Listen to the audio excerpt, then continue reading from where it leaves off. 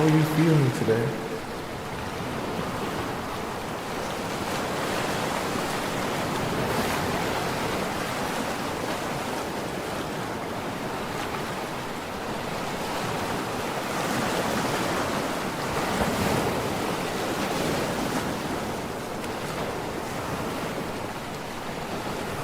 Do you feel fulfilled in life?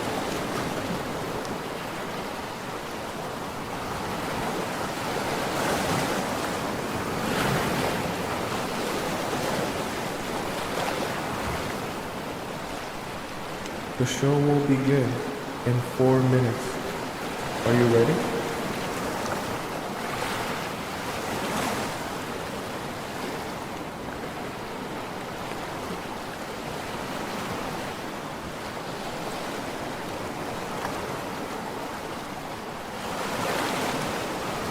When was the last time you felt betrayed?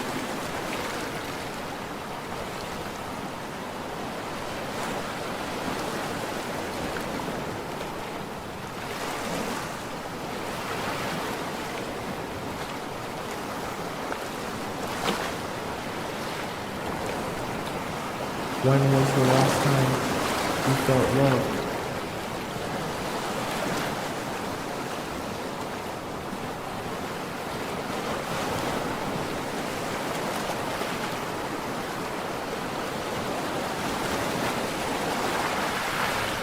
The show will begin in 3 minutes.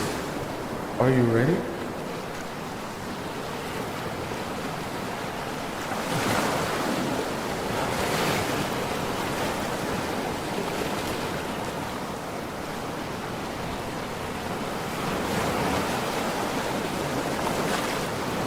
What did it feel like to be in love?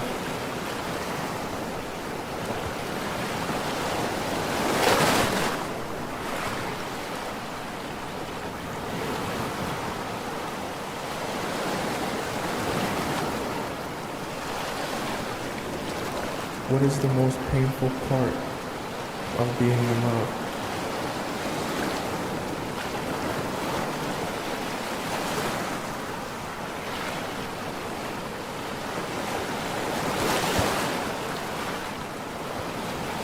The show will begin in 2 minutes.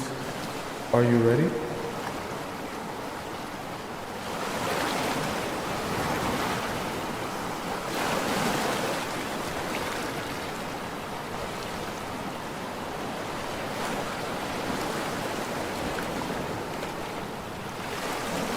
Are you ready to be transformed?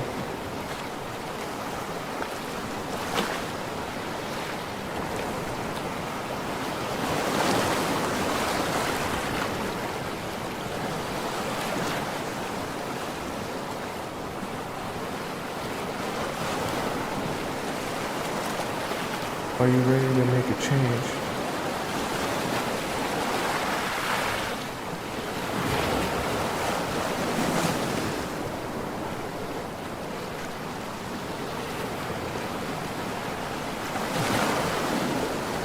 The show will begin in 1 minute.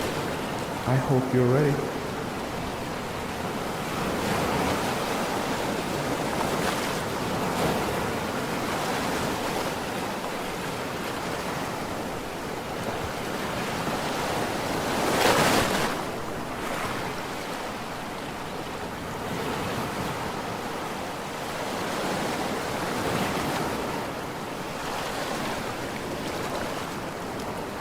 The show will begin in exactly 30 seconds. Get ready.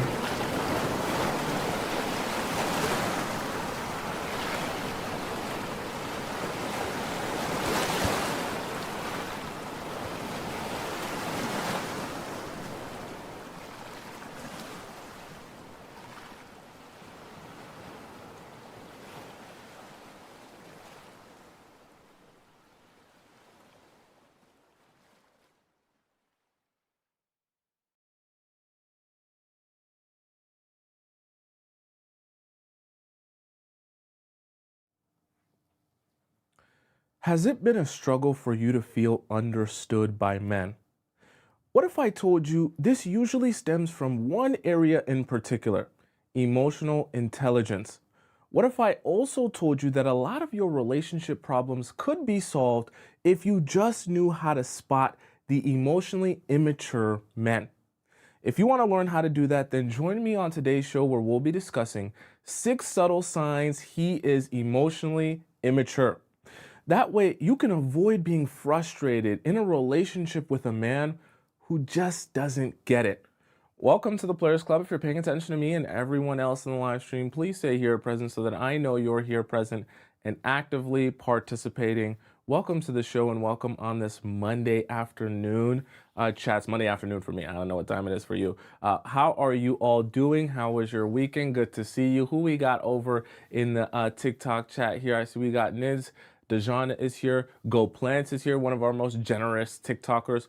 User is here. Lena is here. Lori is here. Rita is here. Virginia is here. T is here. Rosemary is here. Hot Girl Next Door is here. Island Gal is here. Emily is here.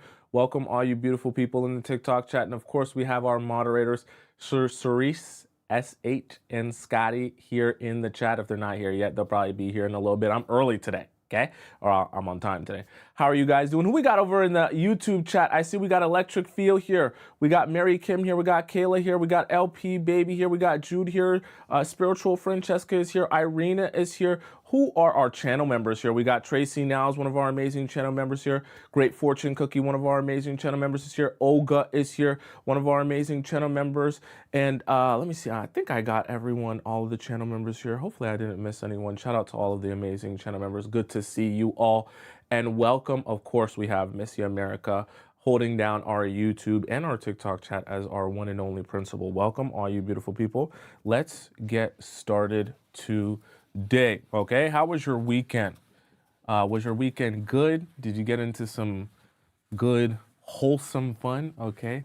Nothing tragic, nothing that'll end you up in our Discord time looking crazy. All right, hope not, all right?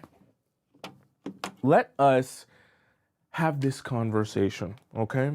Emotional maturity is so important in your relationships. And I love me a new black marker.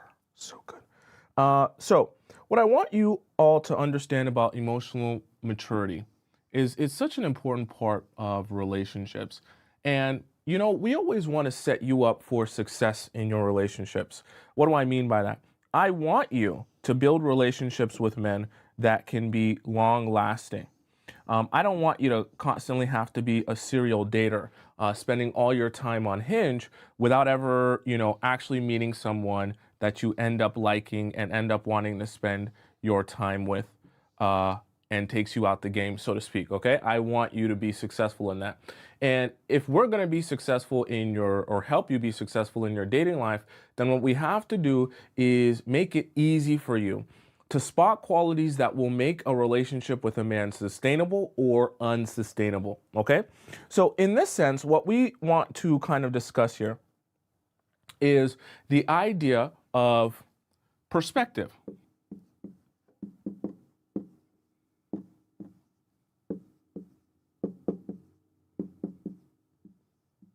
So in this example here, I'm going to kind of explain to you in a visual sense something that could happen in the process of you dating a man.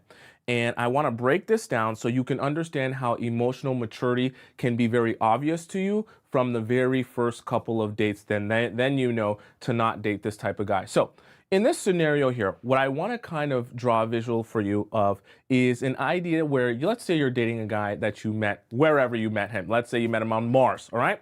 And this guy that you met and you start dating on these first couple of dates, he says, okay, yeah, I want to take you out to this taco place. You love tacos and you love you a good birria taco, whatever, all right? And he says, I'm going to take you out at 6 p.m. Great. You're ready at 6 p.m. You're not on black people time. So by the time he says he's supposed to be at your house to pick you up, to take you out to go get birria tacos, you're already ready. You're ready by 5:50. You're sitting there and you're looking at your watch. It's now 6 p.m. You're thinking he's going to pull up any minute. And then 6 p.m. turns into 6:05, which turns into 6:15, which turns into 6:45. And then all of a sudden at 6:45, he sends you a message and he says, by the way, I'm not sure if I'm going to be able to show up. I'm running a little bit late. And then he finally shows up to the date at 7 p.m. Now, by the time you get into the car, you are pretty upset. And you don't like the fact that he showed up an hour late to this date. You've been ready since 6 p.m., okay? And you made sure that you were ready and you didn't want to waste any time. Now, you've missed your reservation. Now you guys are going to have to pull up late and things might be off. You might not get a seat because that birria taco place is super popular and everyone on TikTok has seen it. So there's usually a huge line outside of the store or the restaurant, okay? So the reason I say that is because this is a very interesting situation here of perspective. See, emotionally immature men, they find it very difficult to see a perspective outside of their own. See, you have a perspective here of this showing up late to the date where you got ready. He was the one that set the time. He was the one that set the place. He was the one that made the commitment and of the schedule and did the scheduling of how you guys were supposed to meet at this time, okay?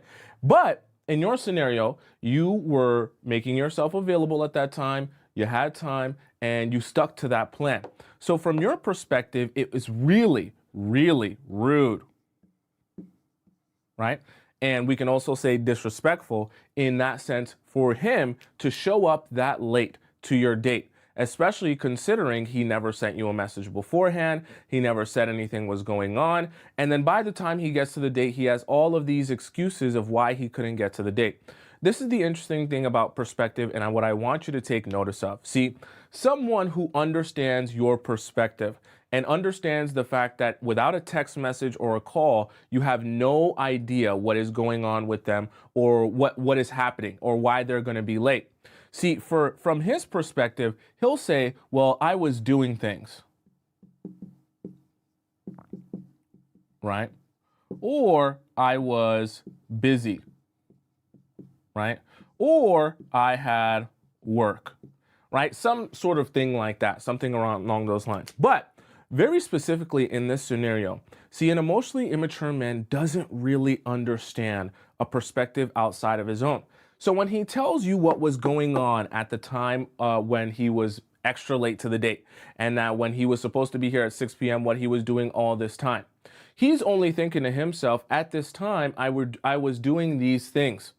And so that's what mattered to me. That was important to me. And so that's why I didn't communicate to you that I was either going to show up late or in some cases flop on the date. But you should just be okay with that because I was doing things, I was busy and work and whatever the case may be. But from your perspective, you had no idea what was going on, okay? You weren't aware what he was doing, you weren't aware how he was spending his time, and you also weren't aware why he was so late to show up to this date, okay? So this is a matter of two different perspectives. Neither you or him is wrong in your perspective. Because from your perspective, it is very rude to plan this date and not show up on time and show up at 7 p.m. But from his perspective, doing all these different things actually was something he had to do in order to show up for this date at all. So this is a very important thing to notice about the men that you're dating. Is, are they capable of stepping outside of themselves and understanding just because this isn't my perspective on a situation? Can I understand what you're going through? Can I sympathize and empathize with you? Can I apologize for my actions, even if my actions weren't intended for you to take it that way or feel that way? This is such an important part of understanding if dating this man will even be sustainable. Because emotionally mature people will be able to understand just because I don't feel this emotion of feeling disrespected or that it was rude and something that I did at this time, that doesn't necessarily mean that you're not allowed to feel that way. That doesn't even necessarily mean that that's not true or you're not living in truth by feeling that way. It's very important to understand the difference there because not either of you aren't necessarily going to be feeling the same emotion all the time. You're different individuals. And sometimes you're going to be looking at the same situation or going through the same situation and feeling two totally different ways about it. That's fine. Adults disagree. Everyone disagrees. It's okay. It's not a crime. But it's very important that the man that you're dating or the man that you choose to spend your time with has the emotional maturity to understand just because I don't think this, just because I don't feel this, just because I don't see it that way or I didn't interpret it that way, that doesn't mean that your interpretation or your perspective is untrue or wrong or false.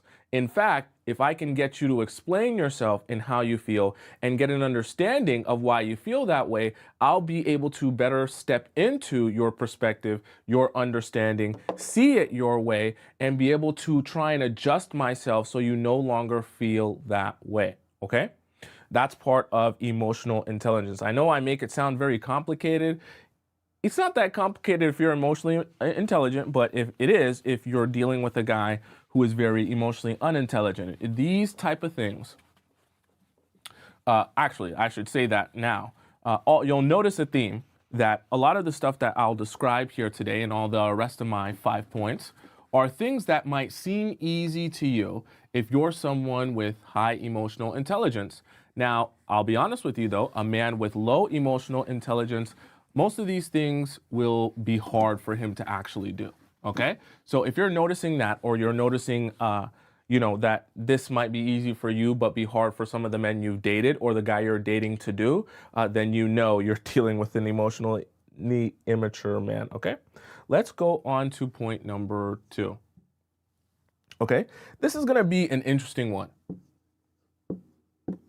And it's not going to make sense to you at first, but I want to attempt to explain something that can be an issue. Okay, so we're going to draw him here. Large head, right? Probably not such a large brain. All right, so he's here. And we'll draw his body, short arms, and long legs. Okay, he's got a weird body, right? And you're here. We're going to give you a nice little, we'll give you a ponytail today. Short ponytail. That's the vibes you're on. And your triangle body, of course. And your stick legs, right? So this is you. This is the man. And here, we're going to draw someone very interesting. Okay? We're going to give her a slightly different look than you.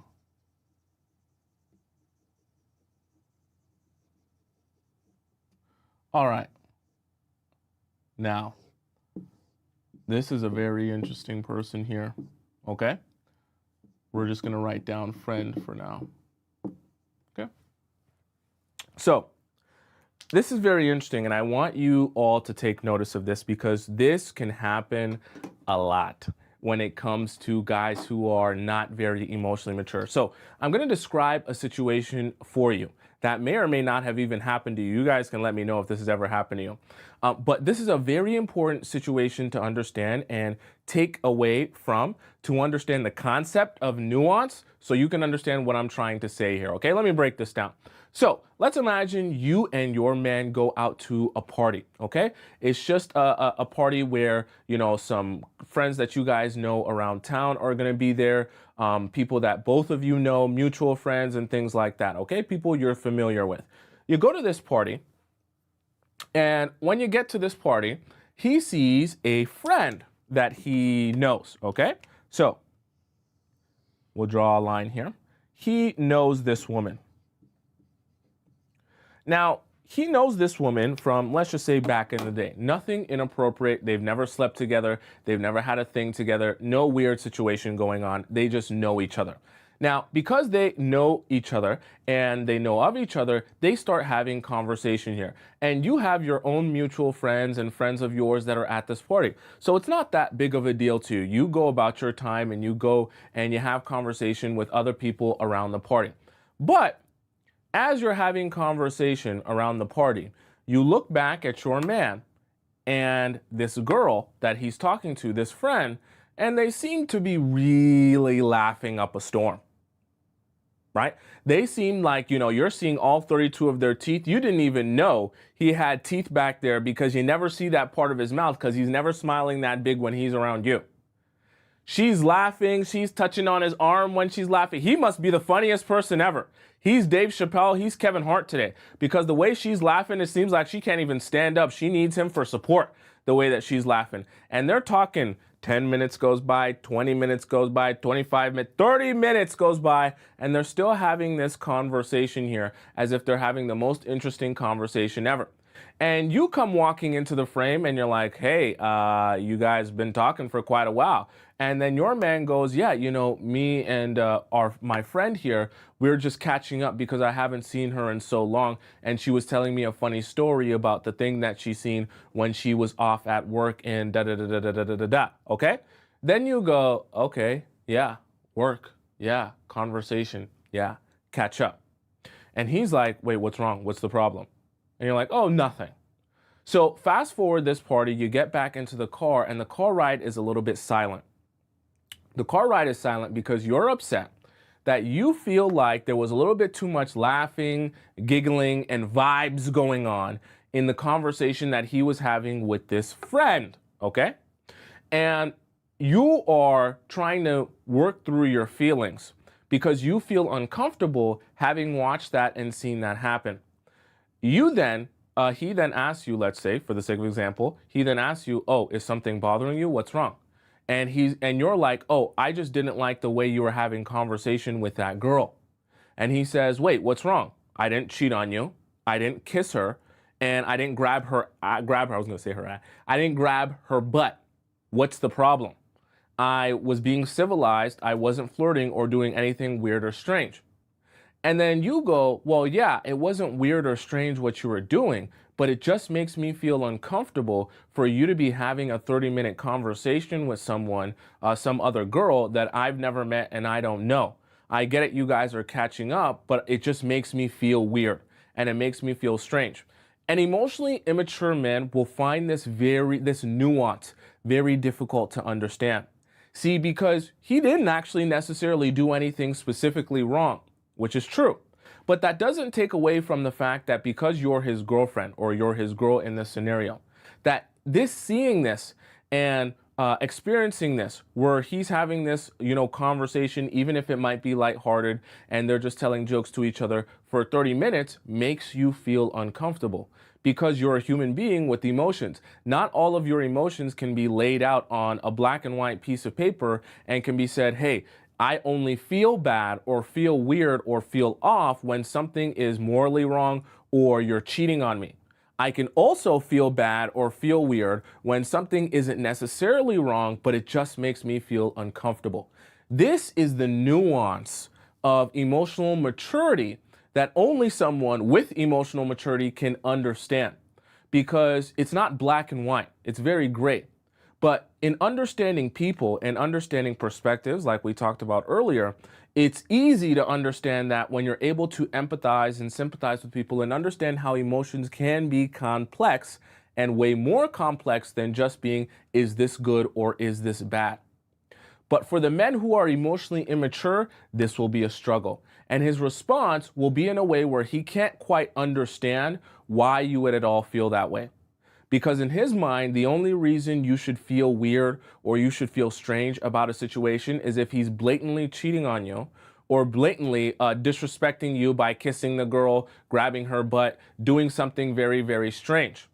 See, emotionally mature people can understand that nuance in that gray area. Emotionally immature people can't understand that nuance in that gray area. So you're going to have a very difficult time communicating your feelings and your thoughts to people who are not, or men in this case, who are not emotionally mature enough to understand the nuance of situations and how things can make you feel uncomfortable without necessarily being wrong or incorrect.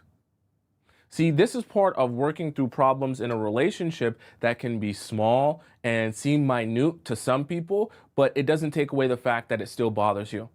Just because a situation is small or an issue might seem small because it's not me that's bothered or upset, it's very important that you align yourself with men who are emotionally intelligent enough to understand just because the problem doesn't seem like a big deal to me, it doesn't seem like it really bothers me, it doesn't seem like something I would be upset about, that doesn't take away from the fact that you still feel weird about it, you still feel uncomfortable about it, and let's talk this through. Let's figure out how we can work through the situation and come to an understanding of how I can have conversations with my friends who are women that I have no romantic relationship with, but in a way that also doesn't make you feel uncomfortable.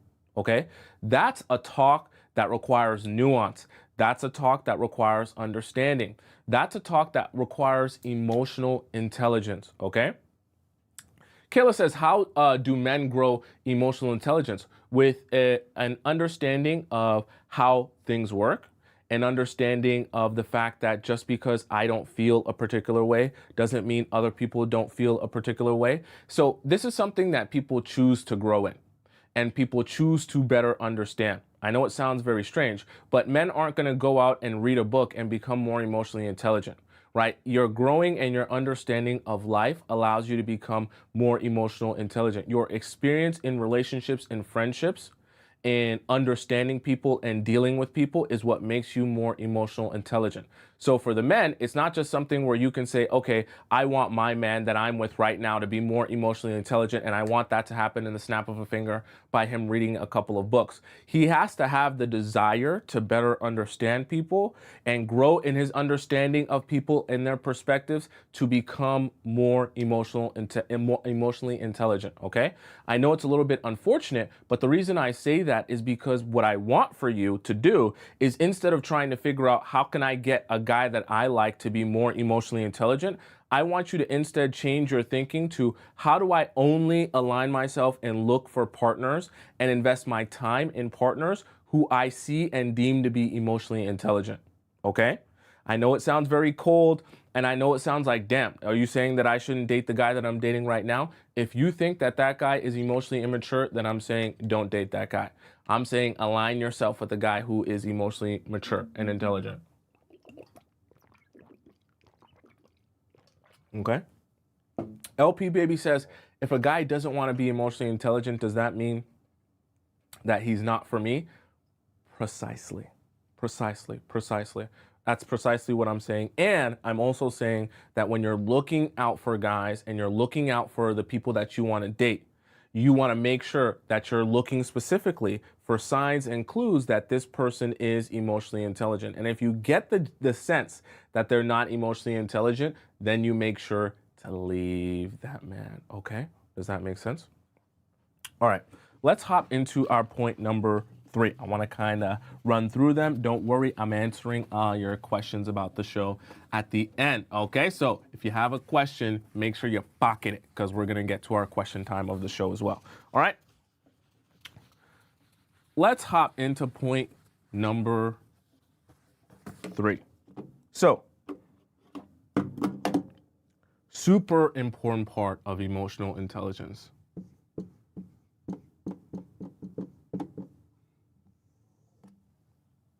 One of the most important parts of emotional intelligence will always be, conflict. Why is conflict one of the most important parts of emotional intelligence? Because without emotional intelligence,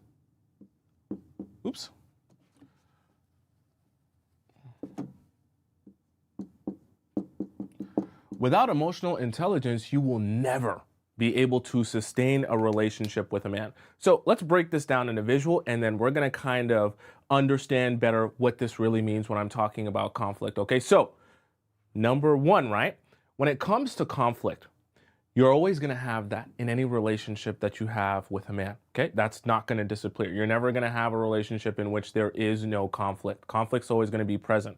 But understanding how both of you strategize towards working through conflict is a very important part of your relationships. Now, remember, I talked to you earlier about perspective and how perspective is going to allow him to empathize and sympathize with you, even if he doesn't necessarily feel that way at that time.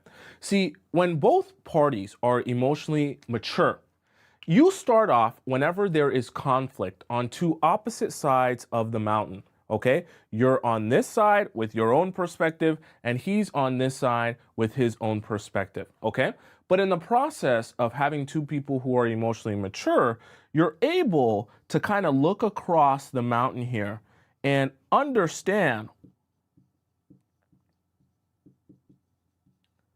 what the other person is going through or feeling. You might not necessarily be feeling that, and you might not necessarily be going through that, but you're able to use your ability to be emotionally intelligent and to listen to what they have to say and to listen to their perspective and put yourself in their shoes and better understand what is happening with them and what they're going through. Now, with that understanding, you're able to do this thing, which is very magical. The two of you are able to look towards a resolution and work your way up the mountain to get to this point of a resolution, because with an understanding of what the other person is going through, what they're feeling, and their own perspective, you're able to say to yourself, okay, I know what I want. I know what I need to feel resolved. I know what I need to feel better about the situation or to feel like we've worked through this. And I also am getting a better understanding of your perspective and your own needs, right? The things that are important to you. And I'm going to factor in the things that are important to you as you also factor in the things that are important to me. And the both of us will start moving in the direction of a resolution, factoring in what the other person wants and needs as well as what I want and need. And when we do that, we're going to be working in the same direction towards the same end goal, which is the resolution here that works for both of us. That's why I'm kind of describing it as a mountaintop, because with that understanding, that's the only thing that allows you both to move in the same direction towards the same point here. So this is such an important part of dating men and understanding if they're able to do that. Because emotionally immature men, remember, they can't really see your perspective. It's very difficult for them to sympathize or understand you when they aren't going through it right now. Okay? Or if they say, well, if that was me, I wouldn't feel that way. If you did that to me, I wouldn't be upset. Remember, like the example I gave you of the guy coming super late, and he says, well, if you came super late to a date that, I planned, and you just showed up at my house an hour later, I would just do something else. Or I would just, eat, or I would just, whatever the case may be, and I wouldn't be as mad as you are now. See, that's not empathizing or sympathizing. That's not understanding. That's just saying, hey, I'm projecting how I would feel if I was you onto you. And if I would feel differently than you feel now, then what you feel is completely invalid. What you're only supposed to feel is what I would feel if you were me and I were you. That's not understanding whatsoever, okay? In fact, that's the complete opposite of understanding. That's projecting. So I say all that to say, when you're dating men, what you want to be focused on is if they're able to do this, if they're able to come to an understanding with you and then build towards a resolution, being able to factor in what your own needs are and what is also important to you. Men who are emotionally mature can do this, and it's not very difficult for them to do this. Men who are emotionally immature will never be able to do this, unfortunately, okay? Because the only perspective they can see is their own. And the only understanding they have is of themselves. And so instead of moving towards this point of having resolution here, they'll just be trying to get you to move towards this point, which is all about what he wants. Okay? And notice it's very hard to get over here to what he wants because it's all the way on his side of the mountain here, because it doesn't factor in at all what your needs are, at all what is important to you, or at all your perspective, which is exactly why I say this is something you're just going to avoid. You're not even going to try and date men or try and build with men who are emotionally immature like this, because there is no version of a sustainable relationship when you can't work through conflict and build up to the same goal, okay? Does that make sense? Godly says if they are emotionally mature, I'm out, no buenos, no mas. Exactly. I want to help you spot the type of things that an emotionally immature man will be doing so that you can better prepare yourself for if you come across a guy like that, okay? Let's hop into point number 4. I hope that mountain visual made sense to you all right? Okay. All right. So, point number 4, quite interesting one. And I'm going to call this stop pooping time. I'm going to call this stop pooping time because this will give you such a much better understanding of men that I think it'll be valuable for you in many different ways outside of just the topic that we're discussing today, okay? So we're gonna call this stop pooping time. I should set some sort of alert here. Stop pooping time means if you're on the toilet pooping while you're watching me, you snip off your poop, okay? No more pooping until I finish this point. It also means if you're laying in your bed with your hand in your pants, you're gonna take your hand out of your pants, you're gonna look in my eyes and pay attention, okay? I'm very serious now. So this point is about anger. Now, the reason I want to describe this point to you is because I think this will be such a valuable topic for us to discuss about men that will open your eyes a lot when it comes to men and how they work here, okay? So, what you need to understand is, see, toxic masculinity can rear its head in many different ways inside men. So let's think of it like this, right? So you have all these different emotions. So you got sad here. We're going to throw it in there. Let's say we have things like being, let's say we have anxious here. We'll throw it in the pot. And we'll say, what's another nice emotion that I can put here that people would consider negative? We can put disappointment.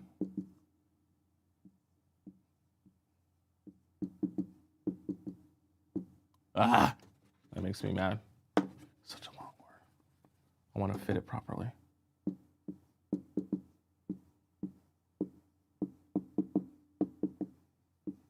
There we go. There we go. And we're going to throw disappointment in here as well. All right. So the reason I wanted us to have this example here, and I think it's really, really important, is because this is something that I want you to understand about a lot of men, unfortunately, but it's also quite a sign of emotional immaturity, unfortunately. Okay. You're not really going to be looking to date a lot of men, only a very particular few. So the reason I say this is because for men, when they grow up from a child, they grow in their understanding of what's expected from them and what it means to be a man. So when they grow up a lot of times, what they'll start to understand the meaning of being a man is that, hey, you should not show too much emotion. You should, in fact, stop showing a lot of emotion because that's not what men do. Women are the emotional ones. They're the ones that cry. They're the ones that feel sad. They're the ones that feel upset and all this other stuff, okay? You're a man, so you stand up straight and you just do what you have to do. That's what being a man is about. But then something strange happens. See, as they grow up, they start to actually internalize that and think to themselves, no, I really have to be a man and not feel emotions. So what ends up happening is this interesting funnel, which I'm attempting to draw for you in a visual, where input any one of these emotions. So for example, let's say he's sad because, his dog died, okay? Or he's sad because something that happened at work really saddened him. One of his friends got fired at work and it's making him really sad. Or for example, he's anxious because he has a big deadline coming up at work that he doesn't know if he's going to be able to do well in. He doesn't know if he's going to be able to do the project right and actually impress his boss. Or let's say, for the sake of example, he even feels disappointment because that project at work maybe didn't work out, or whatever the case may be, he might have wanted a promotion and he wasn't able to get that promotion that he wanted at work, whatever might have happened. All of these different emotions funnel into this larger funnel, right? Of the different feelings that you can feel. But what the emotionally immature men will do is they'll take all of these emotions and they'll funnel them in, and out will come anger. Okay? Now, the reason for that is very interesting because, see, men become very comfortable in their understanding of me being a man means that I don't feel any real emotions except this one emotion that's okay to express if you're a man: anger. Because when you're angry, you punch walls. When you're angry, you scream. When you're angry, you beat your chest and you flex your muscles, and that's manly. That's a manly emotion to show, because you're showing how big and strong you are, how powerful you are, while you show them how angry you are. You're a man now. But there's a problem. Because when all of these different emotions that are supposed to be for all of these different situations that someone will go through in their life get funneled into this emotional funnel, and the only thing that ends up getting expressed is anger, then everything ends up making him feel anger. And the only thing he's able to express is anger.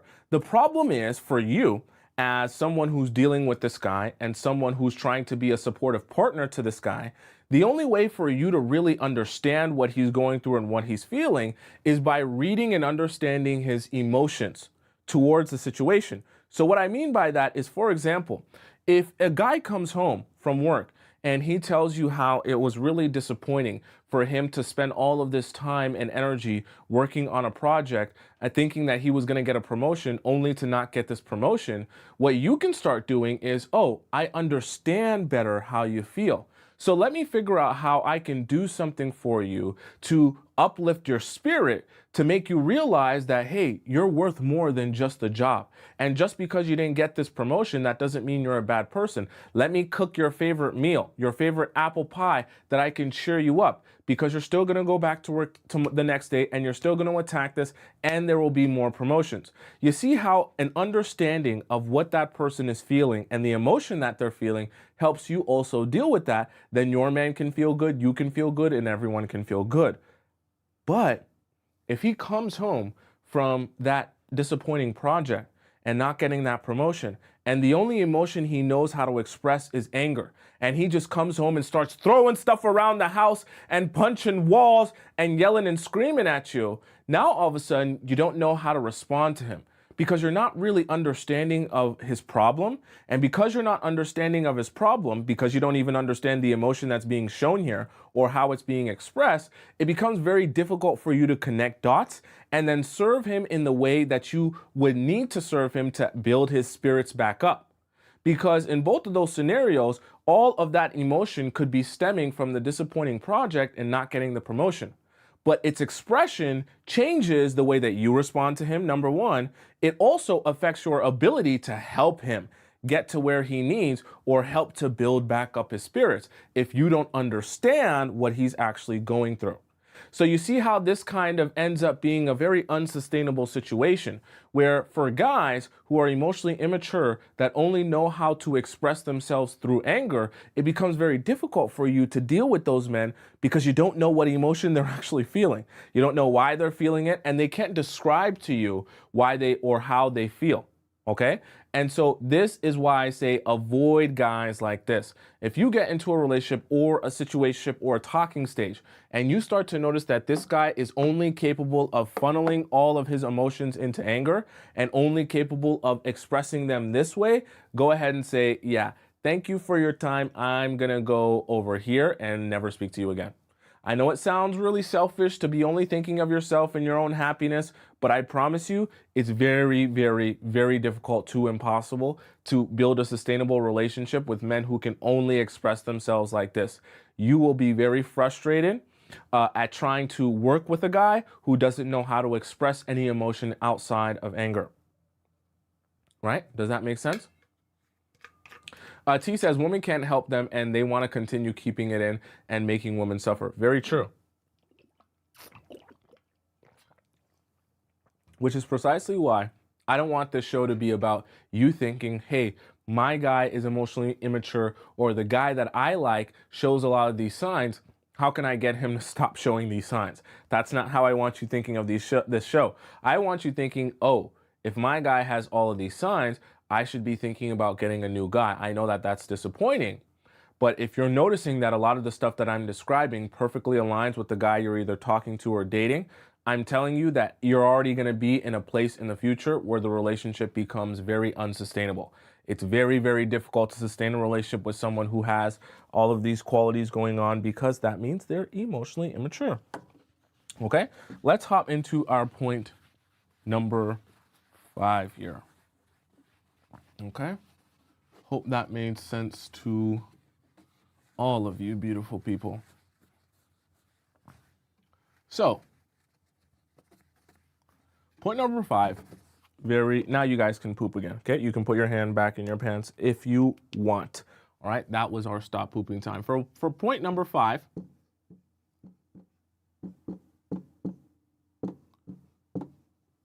I want us to talk about short term, okay? Now, what I'm discussing about short term will be very interesting.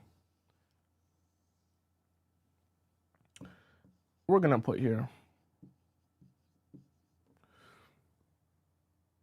excuse me, and we'll put in up here, let me write this sideways.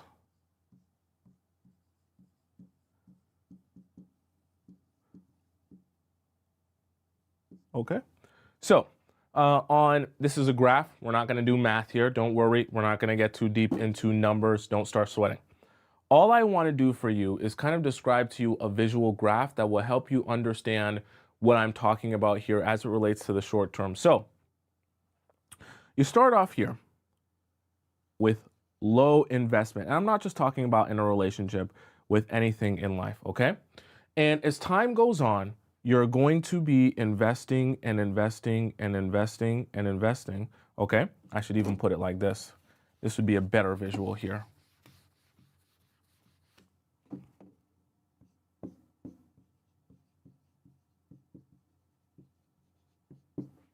And I'll put reward up here. So as time goes on, you're going to be investing and investing and investing for a long period of time. And then suddenly, as you continue to invest, I should say, your reward is going to start gradually increasing and increasing until all of a sudden your reward starts to grow exponentially, okay? This is with a lot of things in life because you're never going to see success when you just first start something right out of the blue. You're only going to see success after you continuously invest in doing that thing or in that person or in that relationship. And over the course of time, you see the reward on the back end, okay? So this is, we'll just say, the long term, right?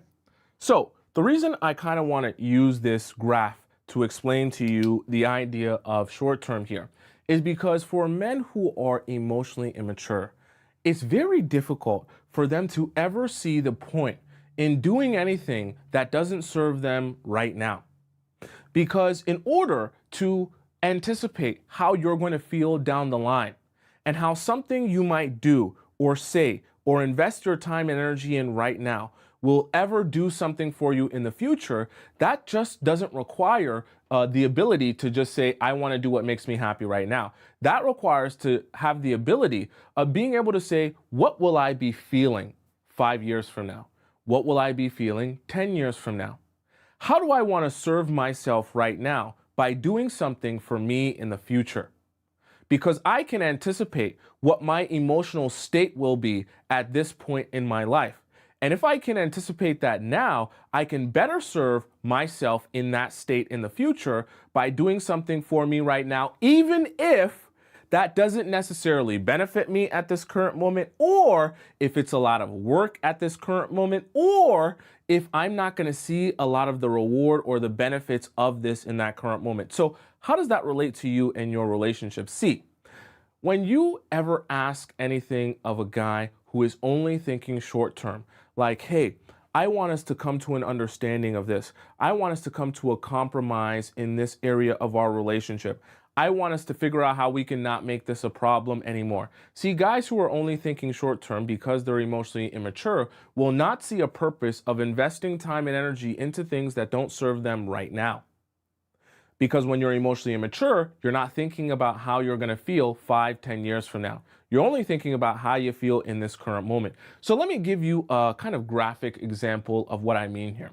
So let's say for the sake of argument, you're thinking, hey, Me and this guy that I'm talking to, we have some good laughs and things like that, but we never really talk about anything real. Like, we don't talk about how we want to parent our kids. We don't talk about our deeper desires. We don't talk about, how we want to be living. We don't talk about what we want out of life. I want to spend some time dedicated to us sitting down and having a conversation about things a lot deeper than just us jackrabbiting or him jackrabbing himself inside of me and us watching Netflix. I know we have a good time. I know we even go out on dates and he's very consistent with me, but I want us to invest in each other a little bit differently. Not necessarily because I need it to happen right now and our relationship isn't good right now, but I know that this understanding of each other can bring us closer and also allow us to build things that will help keep our spark alive in the future of our relationship, right? This might be how you're thinking. Then when you go to him and you describe these things and how you want to kind of play some games and do some things to try to better understand each other on a deeper level, he says, what's the point of that? We go to the taco spot, we have conversation, we eat good, I pay for your food, and then we come back and I jackrabbit myself inside of you.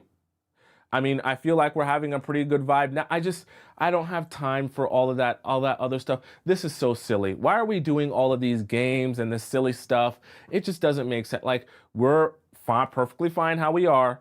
We're perfectly fine doing what we've been doing. You didn't seem to have a problem with it. You watch some silly YouTuber, and now all of a sudden you want to go deeper with me. Don't make a damn bit of sense. I don't really want to do this. So I say that to say emotionally immature men can't really see the point of investing into something and even into your relationship when it doesn't seem to serve him right now.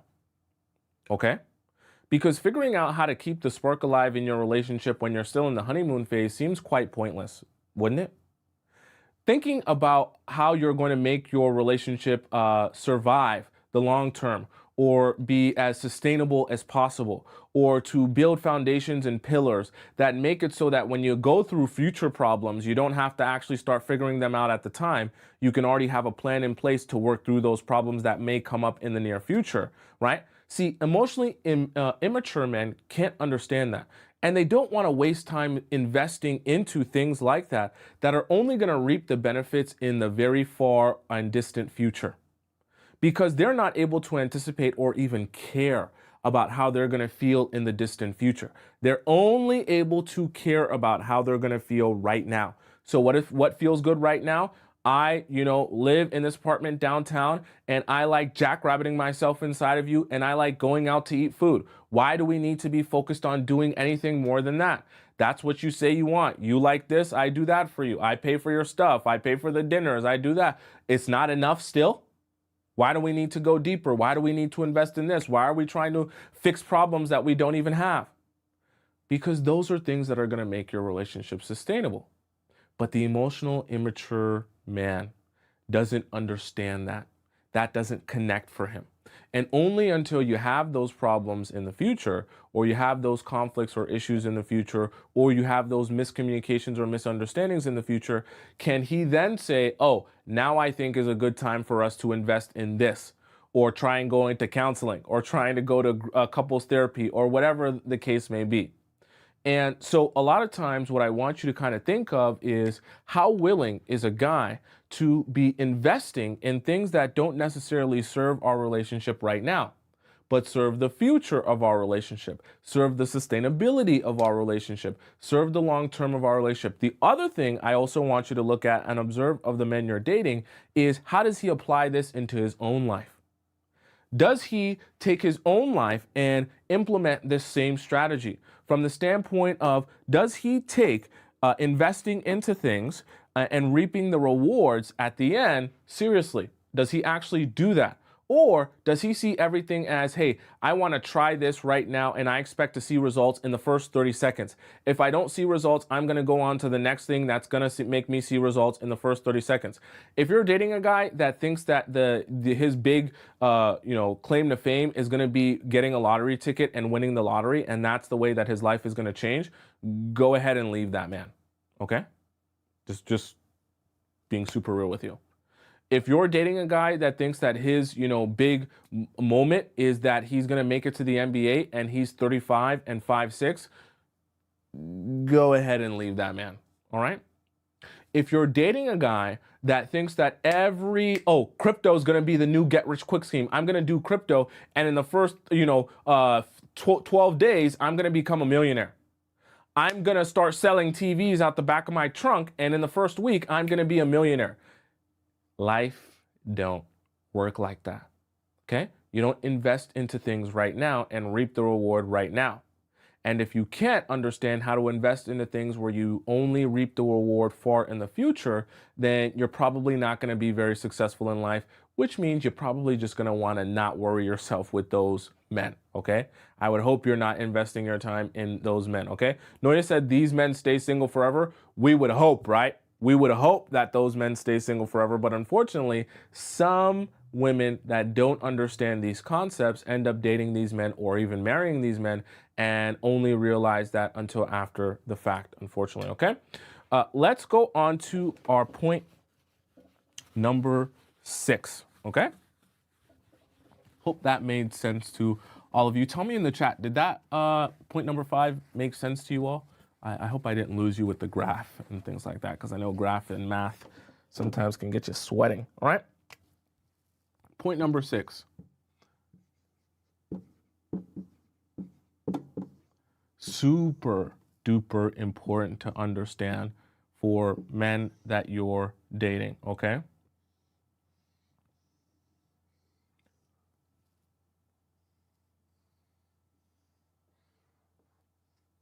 I don't know why I drew that like that, whatever. Anyways, so let's talk about balance, all right? So let's just put this one here.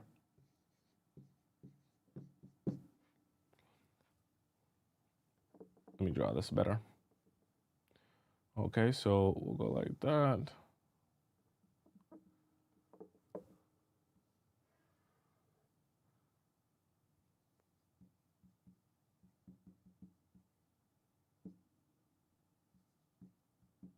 Okay, so balance, super duper important in life, okay? It's super important because for men and the guys that you're dating, you cannot make the mistake of dating a guy who doesn't understand balance in life in general, because this can become very horrible for you and a very horrible situation for you, okay? I'm giving this example because this is a common example of guys who are too emotionally immature to understand how balance works in life. They are always doing the most extreme of something. Either they feel it's necessary to work until their eyeballs bleed and pay no attention to you whatsoever, or they think that, oh, the sacrifice is to not work at all, but pay all my attention to you.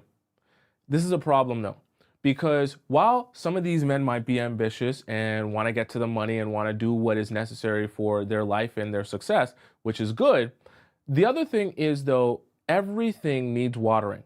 Everything needs investing. And if you stop investing in some part or area of your life, it will stop growing. It will start to die because there is no nurturing going on there. So what do I mean by that? If he chooses to have his work life be so important to him that all he does, thinks about, breathes, eats, sleep is work, unfortunately, what's going to take a hit a lot of times is your relationship. And while he might think to himself, but this is good, I'm getting to the millions, I'm getting to the millions, something here is not being watered. Something here is not being nurtured. And so because of that, it's going to be the first thing to die. And emotionally mature men understand, hey, I love work. I love doing work. It makes me feel alive. I love going to work. I love spending time at work. I love figuring out problems. I love making money. That's great. But if you only pay attention to making money, if you only pay attention to working, your relationship will suffer.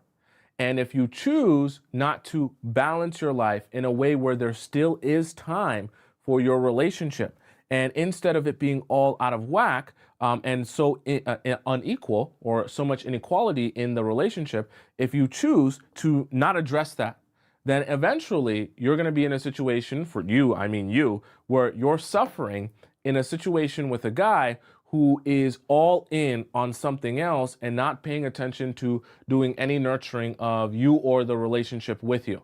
Not that dating a man who likes to work and things like that is a bad thing, but he should also have the understanding that someone who actually is able to step outside of themselves, see other perspectives outside of themselves, also understands that, hey, what I want in my life and my relationship is not the only thing that's important.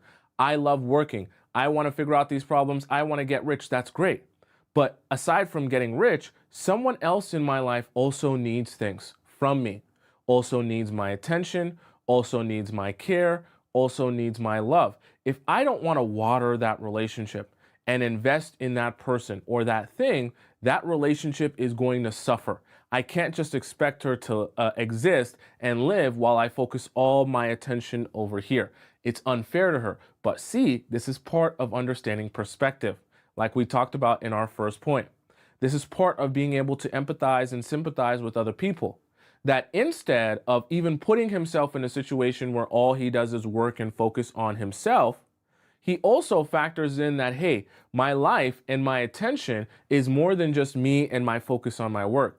My life and my attention is also me making sure that in the process of me spending a lot of time working and focusing on that, I also make time for the person that I say that I love, I care about, and I want to build a happy, healthy relationship with. Because that person also needs watering. And I have to figure out what balance works for me and that person, that she can also feel good in our relationship. She can also feel cared for and paid attention to as well. Of course, it's not necessarily going to be 50-50 all the time, perfectly equal, but there should be some sort of balance where you still feel like you're the priority at some points. Okay. Obviously, sometimes depending on work or time sensitivity, that might take more of the priority, but that doesn't mean that it's going to be the priority forever. See, emotionally mature people understand that there has to be a balance in order to have a successful relationship and a successful work life. If there's not, your one or the other is going to suffer.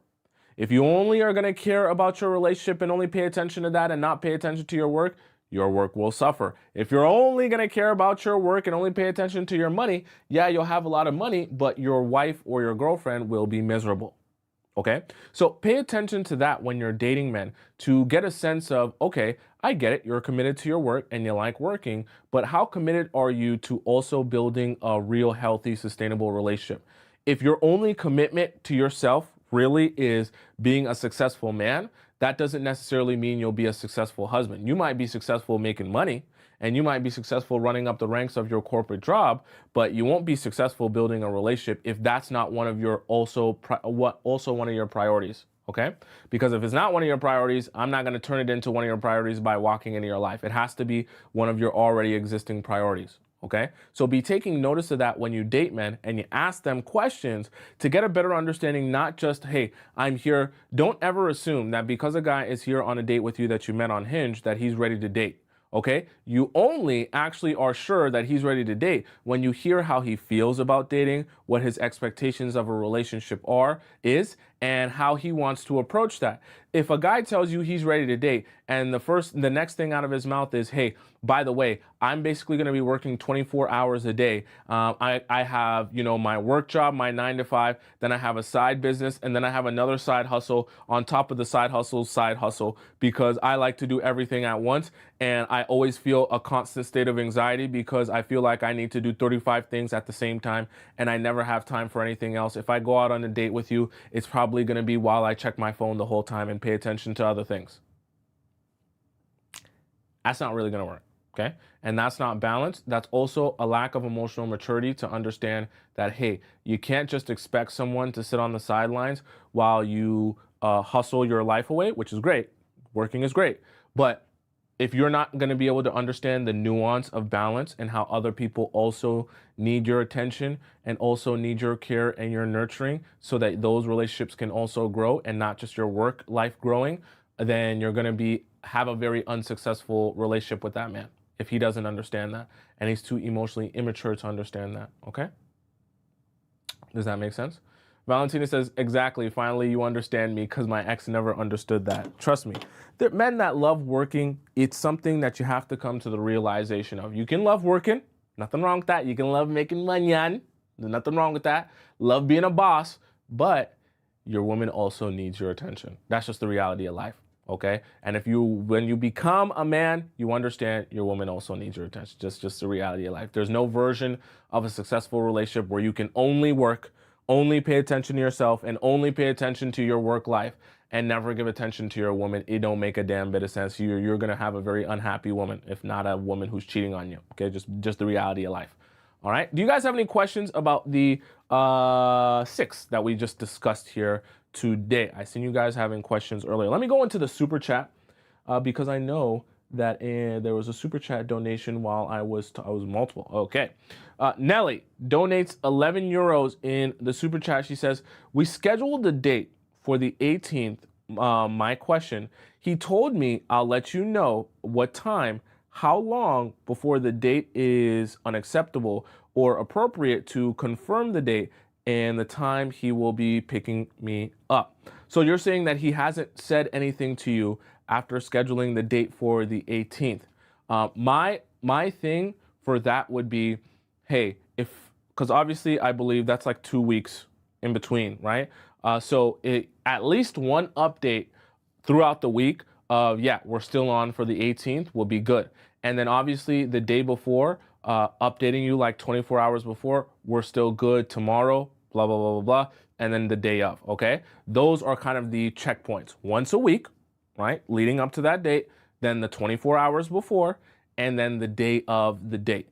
Anything outside of that, I don't think is super necessary. I don't think it's necessary for you guys to be messaging each other every single day, talking about the date that's upcoming, because it's upcoming. So there's how much can you really talk about? But at the same time, there should be some sort of check and balance there, where at least at least once a week, there's some sort of check in. Yeah, you know, we're good. We're still good for the 18th. Blah blah blah blah blah blah blah blah blah. Okay.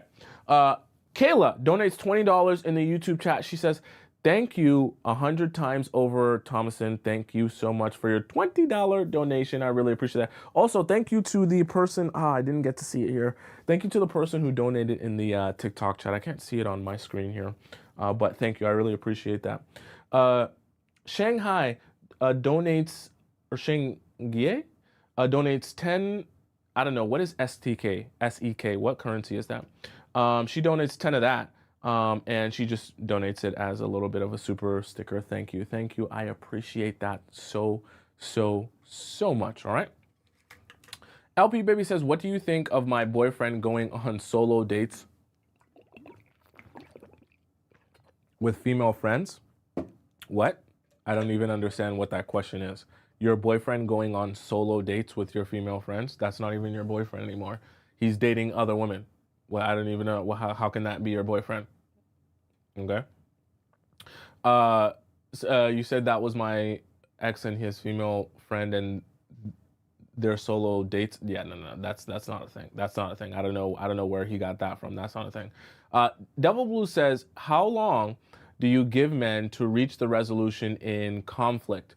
Well, okay, that's a good question. See, I always consider it, as long as there's some sort of progress towards it, it can really depend on the conflict. So, for example, let's just say hypothetically a guy cheats on you, and this stemmed from, going back to a lot of different traumas that both of you have had in the relationship, whatever the case. There is quite a process there towards working towards your resolution and actually taking action towards that. It's not just an overnight thing. Now, on a side note, if your issue is, hey, I just didn't like it yesterday when you said you were going to call me at 9 p.m. and you didn't end up calling me until 10:30. That is a slightly different way to resolve the problem, which can be resolved within a day or a night in one conversation. So you kind of have to be able to determine the difference between something that takes a long time to resolve because there's many steps towards an actual resolution versus something that can just be resolved in an instant. The reason I don't like to give you a hard timeline for that is because I don't want to say, yeah, it should take him no more than 24 hours to resolve something. And then the resolution is something so complex with so many different nuances and understandings from your side and his side and things to discuss that you're expecting some sort of magical answer and for the problems to be solved in an instant, that it's impossible to solve a problem that complex, okay? So that's something I want you to be thinking about as well. Okay. LP Baby says, my ex told me he didn't have a 5-year plan when courting me. I should know that that MFR was going to waste my time. 100%. If a guy ever tells you that he has no 5-year plan, no plan for his future, he's just kind of blowing with the wind, going by the flow, that's exactly what he's going to do in his relationship with you. He's going to go with the flow. He's not going to know what he wants to do at all. Okay. Valentina says, my ex was a workaholic and an avoidant. Thank God I didn't marry him. Thank God you're part of the Players Club, and now you know exactly why you didn't marry him, and it's stuck in your head, so you'll never go back. Sheen said he took me on a date, and we both had an amazing time, and then we went back home to California. Oops, let me see this here. I missed it here. And then we went home to California. He's from NYC, where we met. He ghosted me and texted me on New Year's saying he missed me. Why?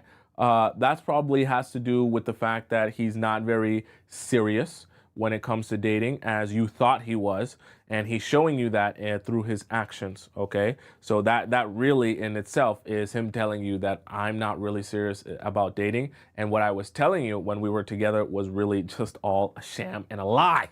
Okay. Nicole Cottom donates $5. She says, oh, learned a lot today. Thank you so much, as always. Thank you, Nicole Cottom. Okay, also, let me specify to those of you who are like, Thompson, I have questions for you. I want you to answer my situation.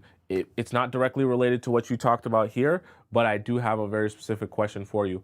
I have a 24/7 available hotline for you to answer your question.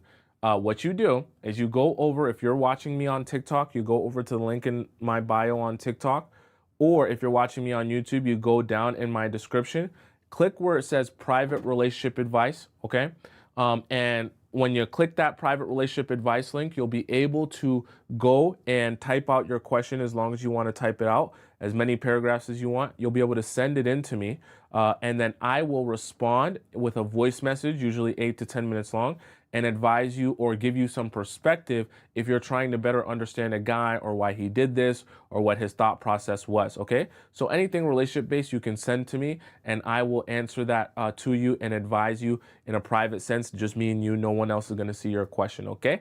Very easy process to submit it and send it in to me, and I'll answer you as best I can. Doesn't take me more than 7 days, but usually I'm averaging around 4 to 5 days right now. During the holidays, you guys do send in a lot of questions. I've noticed that. So definitely there is some loneliness around the holidays because I notice an influx of more and more questions, both private and in our Discord. Also, for those of you who know what our Discord time is and our Discord section is, make sure you go and send in your question to our Discord section. If you go into the link in my bio on TikTok, or you go down in my description, go into our Discord, go into the relationship advice forum, you can drop in your question there, and I do all of our questions at the end of the show about relationships, okay? All right. Let me see if we have any more questions here as it relates to the show here. Nelly says, it's our date, he broke up 3 months ago. He broke up with you 3 months ago? Oh, he broke up 3 months ago with his wife. We've known each other for 5 years. Was never the time for us. I'm scared he wants to use me as a rebound. How can I tell he is over her? Okay, Nelly, I will say, okay, for you, Nelly, my honest advice is put your question in our Discord, because I feel like your question has a lot of nuance, Nelly. Not that I don't want to thank you for your donation, and not that I don't want to answer your super chat, but I feel like you have a whole lot of stuff going on in your situation, in your relationship. So my advice to you is to go into our Discord, and you can either do a premium Discord question if you want to do that and donate to the show, or if you want to just do a regular one, you can set it in there. But the premium one, if you can send in your full thing by the time I get to it at the end of the show, I'll be able to answer your question with more details, because I don't just want to say something without having a full understanding of context. And I can tell just by the way you're sending your message, your situation has a lot of context required to really understand it and grasp it, okay? All right, chat. Let's hop into our next segment of the show, which is not yet Discord. It is our reacts segment of the show, which is where I react to TikTok videos that you all have sent to me about relationships, love, and life. and we have discussion about it on the show. Very interesting discussion, okay? Now, while I get ready for that, I'm gonna clean up here a little bit. I'm gonna play an intermission video for you guys so you're not just watching me clean up, and then I will join you in a moment for our React segment. So today's intermission video comes from Margarita, who says, stop being the good girl and become inconvenient. All right, so we're gonna watch Margarita, and then I'll join you guys in just a moment. Putting yourself on the back burner, you're always trying to people please, and you're always just trying to fit yourself into the scenario of being convenient, and you are being relegated to not as important, especially in the dating stages. People think that if I become really convenient and lovely, he will value me more. No, he won't. He won't value you at all. For some reason, the difficult girl, not for some reason, it's a very obvious reason. Men polish their Ferrari that, breaks down every 5 seconds, and they don't care about the things that are actually useful in their life, okay? Being inconvenient like that Ferrari is the thing that gets you valued by men. Yes, it does. I'm sorry, it does. So if you're feeling anger, frustration, burnout, and stress about trying to people please, about being the pick-me girl, trying to fit into the right, box, girl, you need to step out of it and you need to understand. So let's go through the signs that you might be a pick-me pleasing type of girly. You can't say no. I struggle with this. I can't say no because I feel like after I say no, or especially in the past when I was super anxiously attached, now I'm more secure. But this I still struggle with because I was raised in a society, which, let's go into it now. We're raised in a society to be convenient for our parents as girls.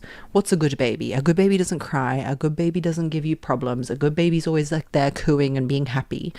So, but that's not reality. That's not a good baby. That's just a baby who has a even temperament. A bad baby is one who cries, always complaining, never happy. That's a bad baby. How can you be a bad baby? That's ridiculous. But in our society, we have these symptoms of like what a good child is. Basically a convenient child, one that doesn't interfere into the parent's life. That is a good child.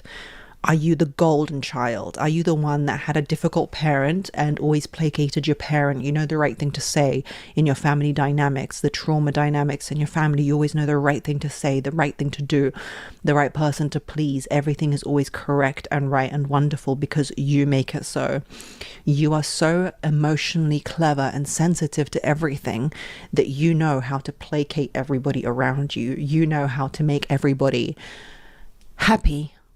Oh, here comes my mum. She's a bit moody. I know what to do. I'm going to, sing the funny thing or do the joke or do the dance.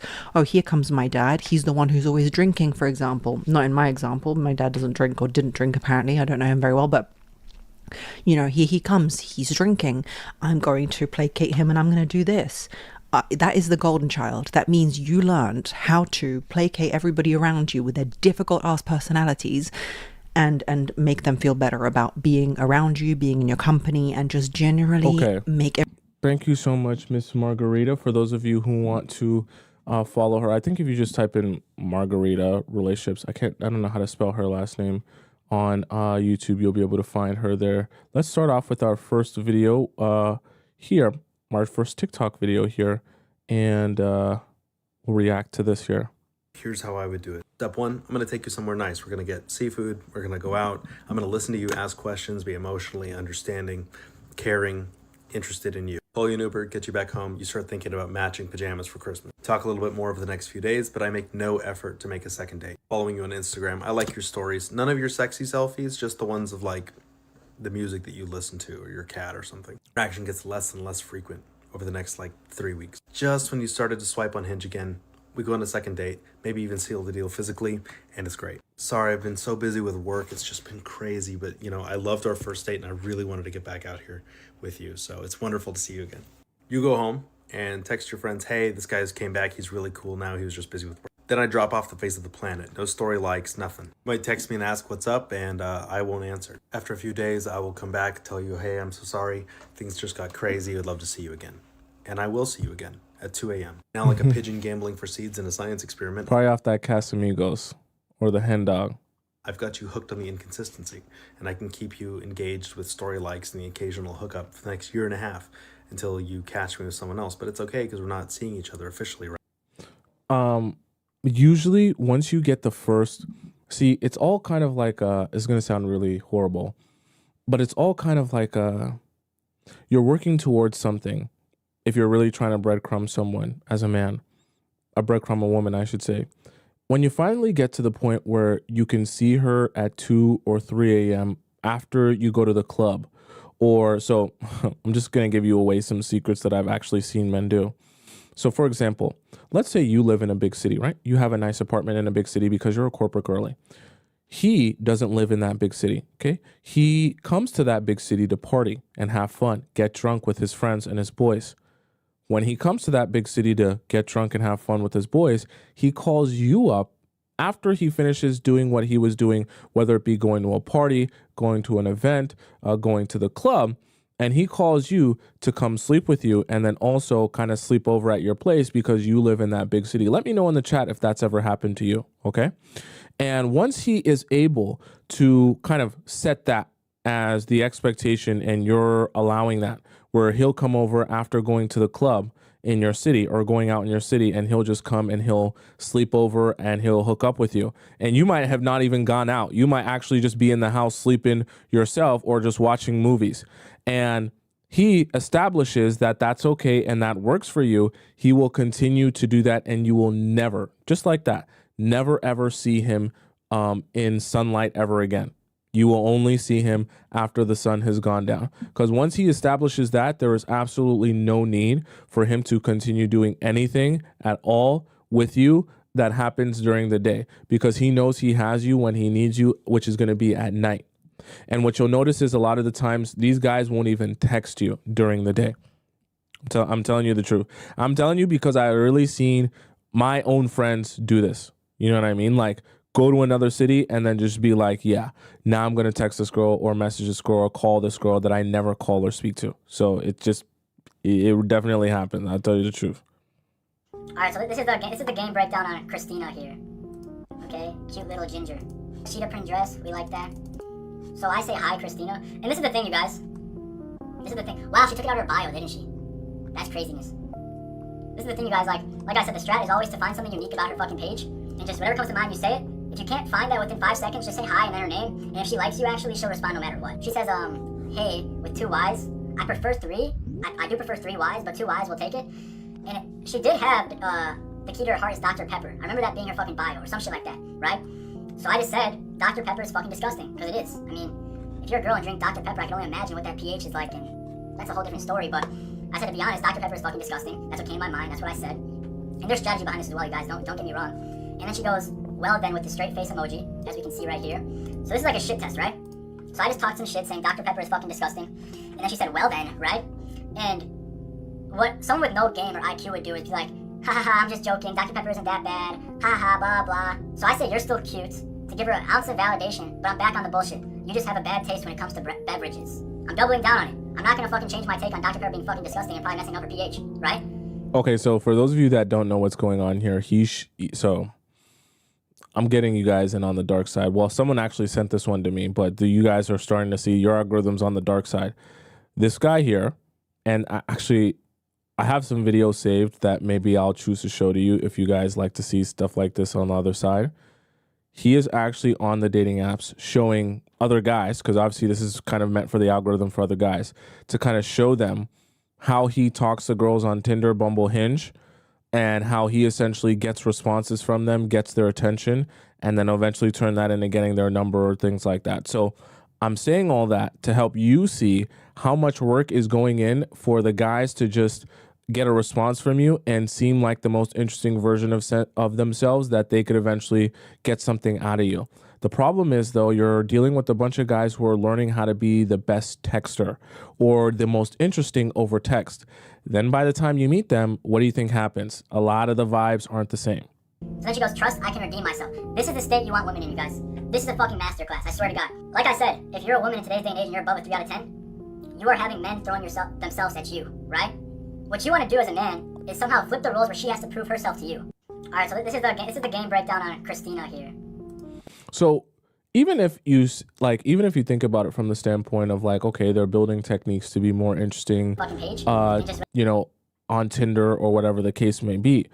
A lot of times though, see, these guys can't match that level of interestingness, if that's even a word, in real life. So you spend all this time messaging a guy thinking to yourself that, yeah, we're getting along and we're vibing, but then he don't have no tips or no tricks for himself on how to be interesting in person. And obviously, by the time you take a lot of, this is the weird thing, I'm not going to get too deep in this.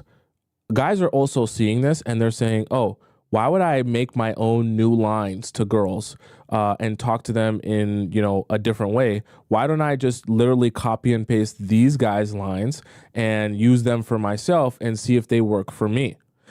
And that's exactly what a lot of them do. They just copy and paste the lines that other people have shown to have success with, and then they use them on you. But then if you think about it, by the time they copy and paste enough lines, or they copy and paste the whole approach, then it's not really representative of who they are or their own unique personality. So you're kind of falling in love with someone else's personality over the message. But then when you meet them, it's very difficult for them to match that personality if that's not really them. So now there's a total misalignment there. Observe how your body feels when an attractive man speaks to you. Observe how your body feels when a man you like interacts with you, a man you have a crush on, right? That's your body opening up to him, your spirit receiving him. It feels good, right? Not only are you benefiting from that interaction, he is benefiting. When a woman is open to a man, he is receiving life from her. This is why men say things like, smile, where my hug at, right? Texting you. All those little things are openings. Any little bit, any little crack or crevice a man can get from a woman is fueling him. You are sharing your life force with him, right? Fair. So to believe that sleeping with a man is not a spiritual or soul tie, you have to be out of your mind, right? Your womb is a portal to the spiritual realm. Facts. And so if you are sharing yourself at that level, right, where you are allowing a man to penetrate you internally, that's a connection, right? And if you like him, if you love him, if you care about him, the energy is even more heightened, right?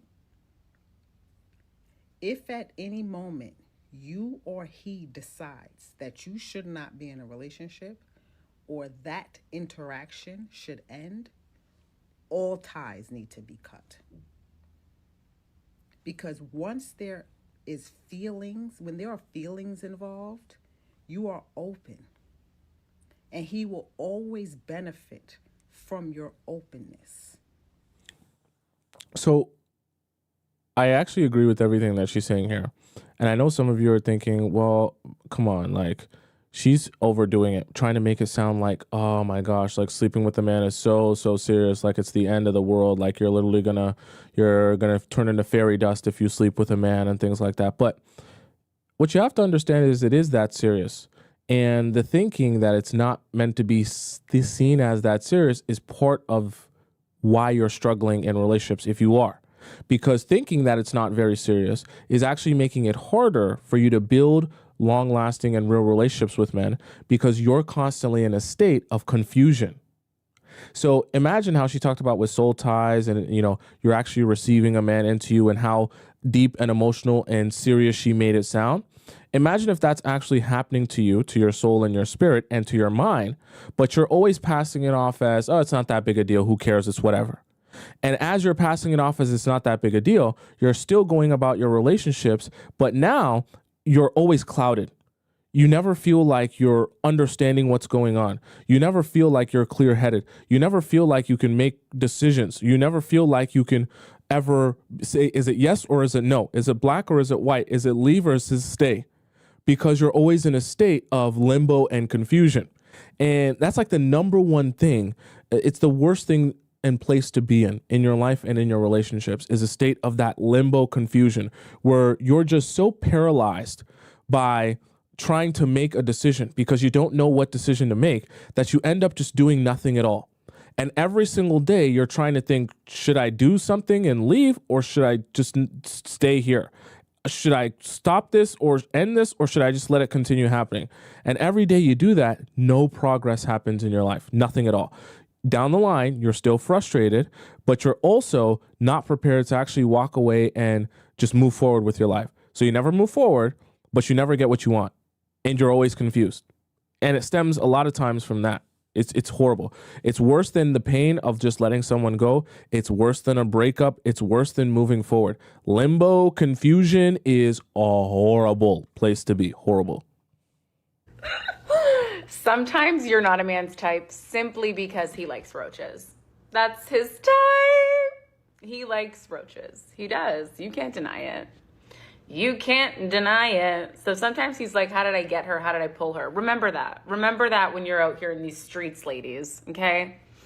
Sometimes you'd be liking these guys, and these guys literally like rats. That's who the fuck they like, okay? That's what they're used to, okay? That's what they're used to. When you are his first like luxury experience, he's not going to know what the fuck to do with you. Of course, he's going to fumble you. Like, he's got no fucking brain cells. You need to go with men that are experienced, that know. They understand, okay? They're used to bitches with some class. These dudes you're after like rats. Sometimes. Why is that? Because it's easy. Because a lot of men are microwave men.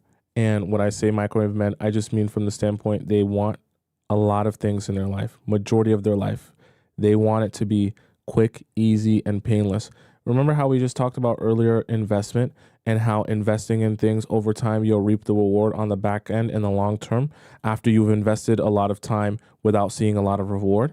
See, a lot of men, they don't like that. They don't even like that in relationships, in life, in anything. They want to reap the maximum amount of reward with the least amount of investment. And that stems from their relationships to their life, to their work, to their career, to everything.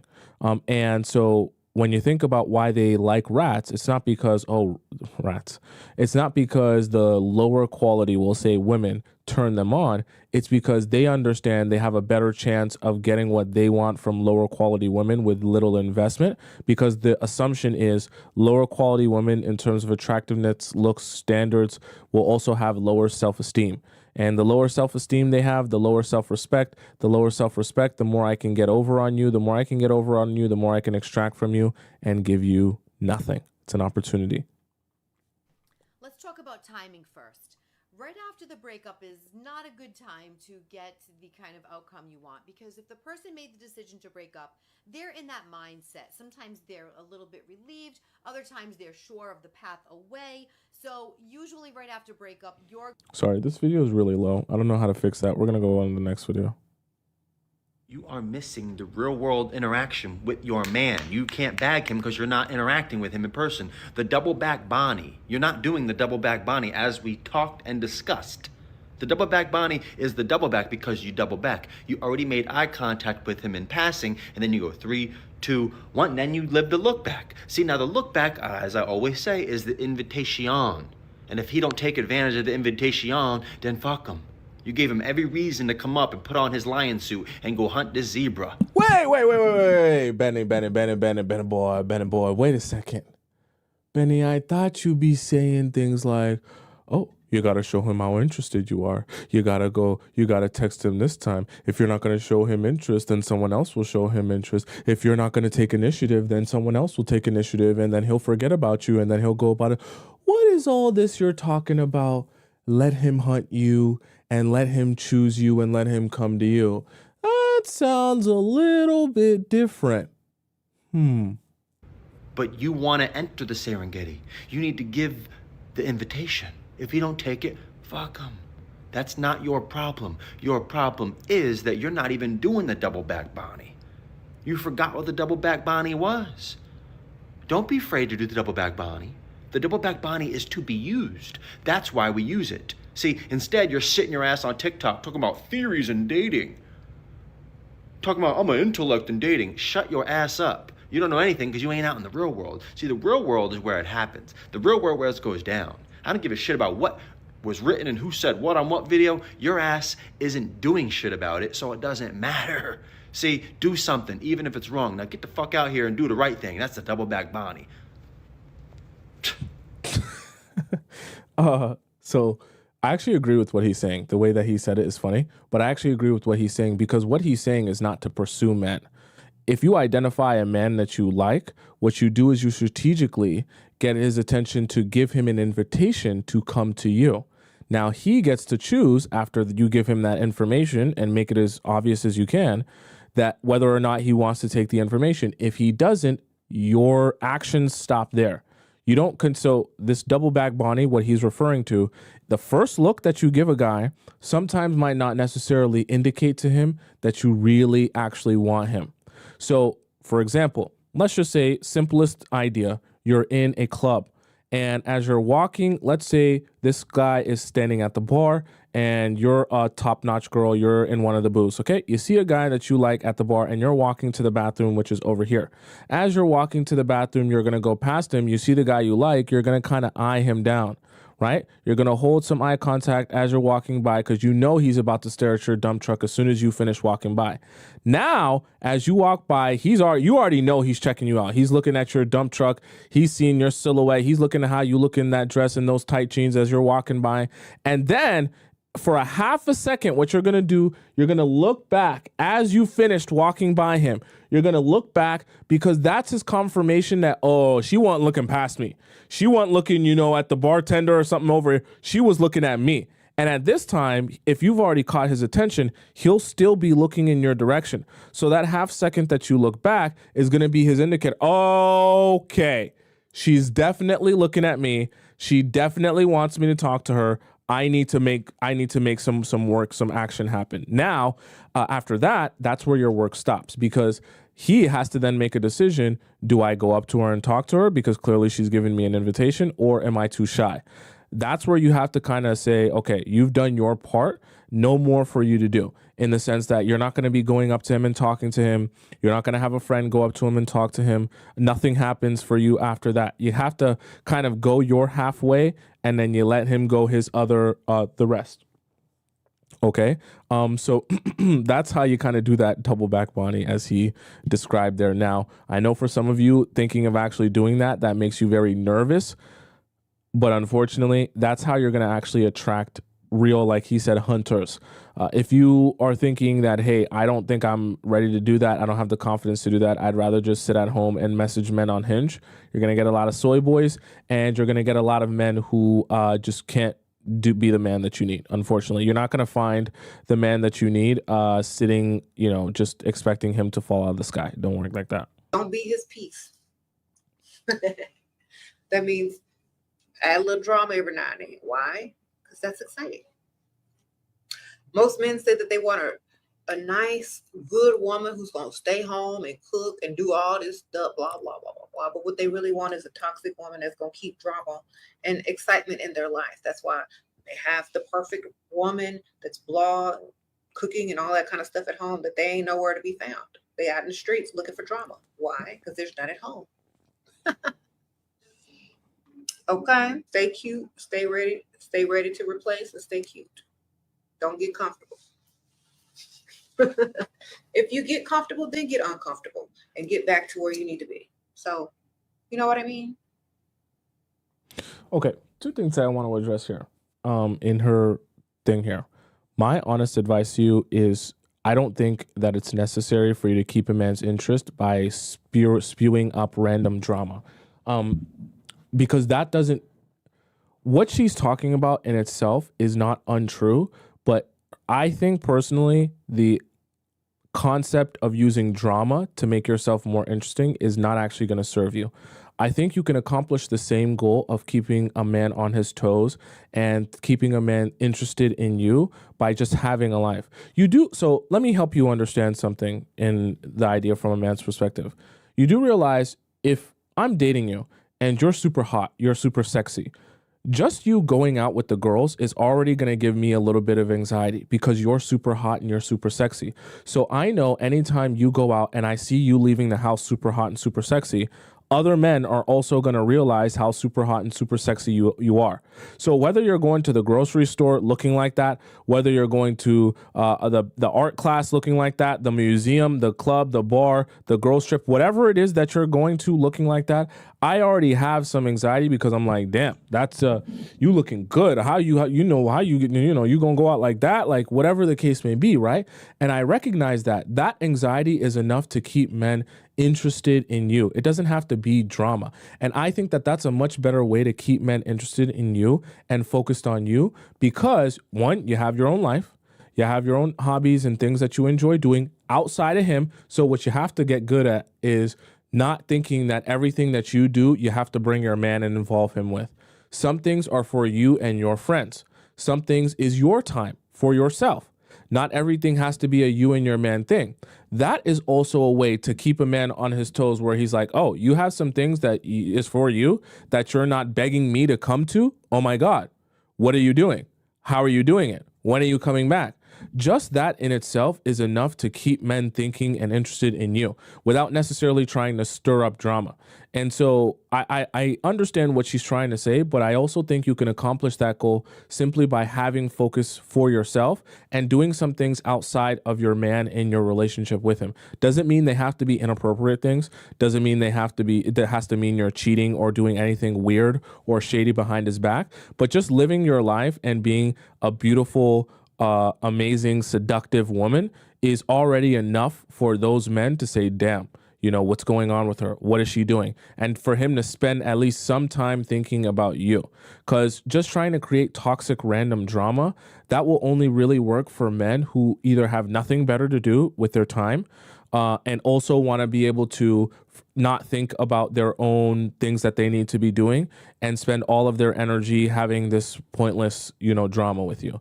So when I say don't be a guy's piece, I don't mean it from the standpoint of create random drama. I mean it from a standpoint of it's peaceful for you to stay in the house and do nothing. Then he doesn't have to think about you at all. It's peaceful for you to never work on yourself, build yourself up, or be hot and sexy because now he doesn't have to think about other men desiring you. It's peaceful if you dress like a bum every day. Now he's not really thinking of who's looking at you or who might try to steal you. Those are the type of things and peace that makes men complacent, that makes them start chasing other women, in my opinion. Okay, maybe I'm wrong. Maybe I don't know what I'm talking about and Cher's way smarter than me.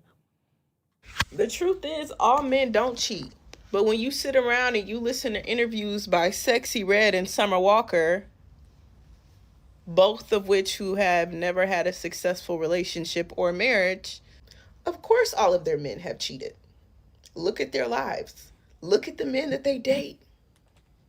Okay, sorry. I know that some of you don't care about hip hop or, everyone has their own different tastes. So when she's talking about this, some of you are like, what the hell is she talking about?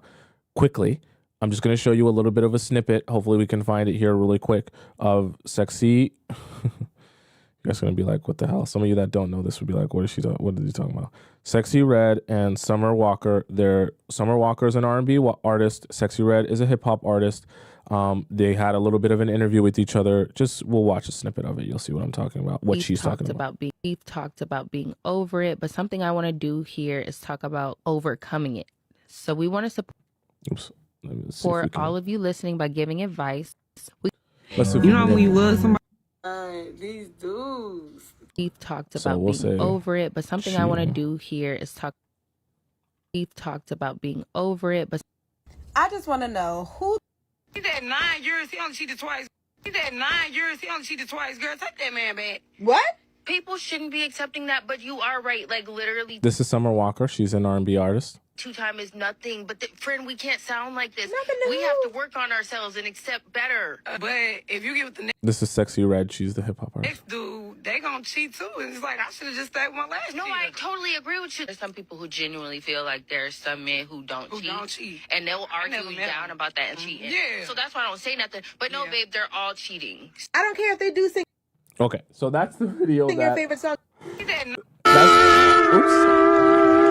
What the hell? Why Sorry. are you still reaching? I hate how TikTok does this, but that's the video that she's video referring on to. how to get flowers. Okay, so this is So very simple. let's go back here. The truth is, all men don't cheat. But when you sit around and you listen to interviews by Sexy Red and Summer Walker, both of which who have never had a successful relationship or marriage, of course all of their men have cheated. Look at their lives. Look at the men that they date. All men don't cheat. So don't get it confused. And don't walk around and live your life with that expectation and think it's normal. You know why it's normal for them? Because they don't have any brain cells to heal and mature and say, I deserve better. They're in a very toxic industry that thrives off of them getting cheated on. The only time they make good music is when they're talking about being cheated on or when they're talking down on men. And that's not to say men don't deserve to get talked down on, because a lot of them do. But you really have to look at their careers and you have to look at where they make their best money. Summer Walker makes her best money when her heart is fucking broken. Sexy Red makes her best money when she's exploiting herself. So what kind of men do you think those two attract? Just let me know what you think. So when they sit around and they say, all men cheat, da, da, da, da. No, all the men you date cheat. And look at you. I think their appearance says enough. So yeah, don't base your life on Sexy Red and Summer Walker. They may have a lot of money and they may have fame and success, but they're two very, very broken, scarred individuals. And I can just tell that by hearing them talk and listening to their music. Listen to the lyrics. Really pay attention to what they're saying. Okay, I don't pretend to know anyone who is that I don't know and I've never met. Okay, so I'm not going to cast any aspersions on their character because they could just be playing a character.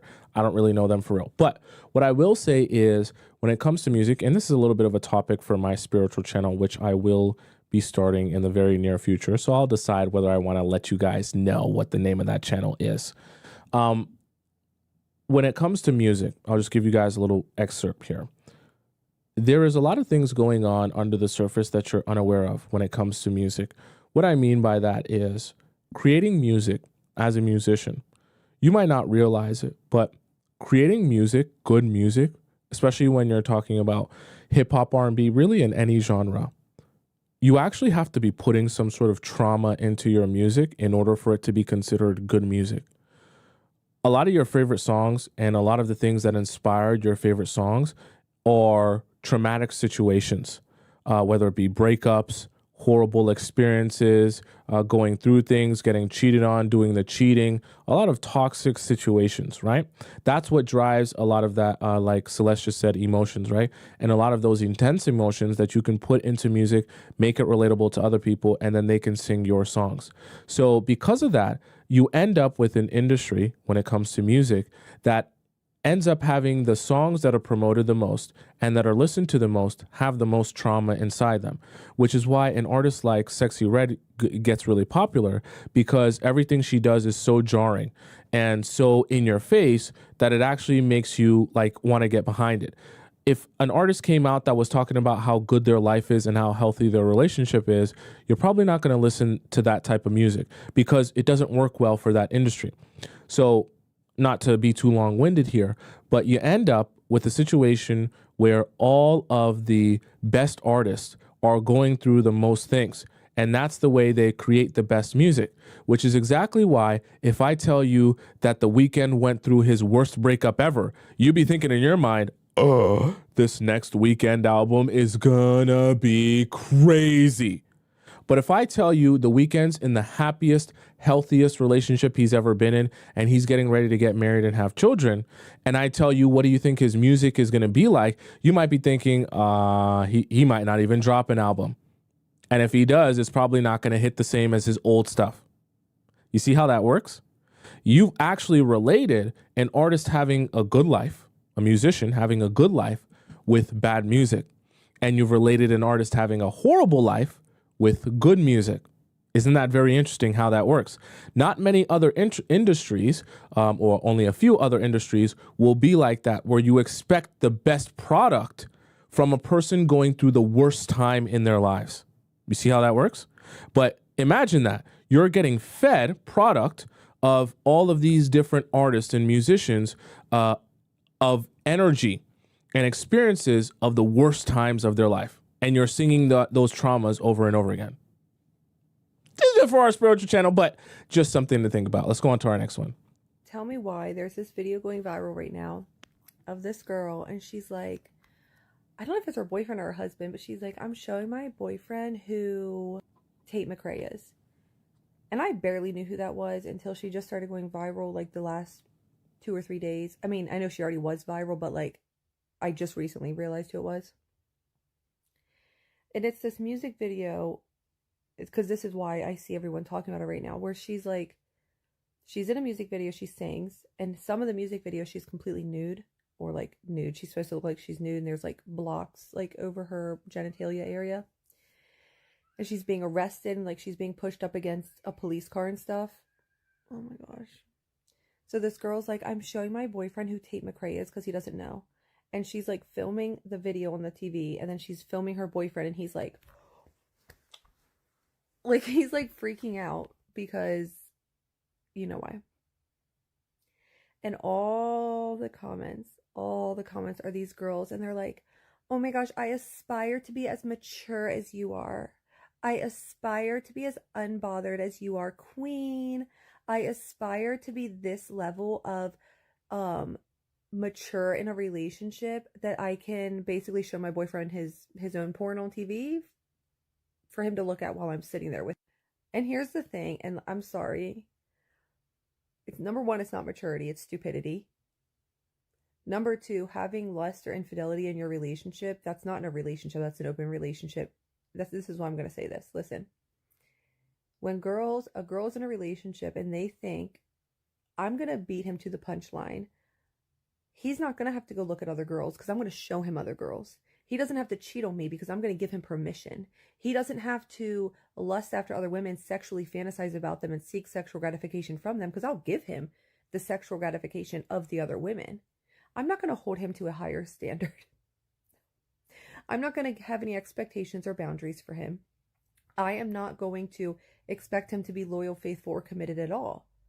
Because if I don't expect it, then he can't break my heart by not doing it, right? And that's what it is. It's like this, I'm going to protect my own self, and I'm going to give you your own masturbation materials so that I can feel protected knowing that I'm the one that gave it to you. It's the same as the girls in my comment section that say, oh, well, I'm fine with my man watching porn. I send him porn every day. I'm sending him videos of other women getting laid by men that we don't know. Men and women that are strangers to us, naked, having sex on a phone. I'm sending him that because if I don't and then I find out he's doing it behind my back, it's going to hurt me. So if I know he's doing it, it'll make me feel better. If I know he's cheating and I'm giving him the permission to cheat, that's going to make me feel better because that's going to make me the cool girl. And then that's going to prevent me from getting my heart.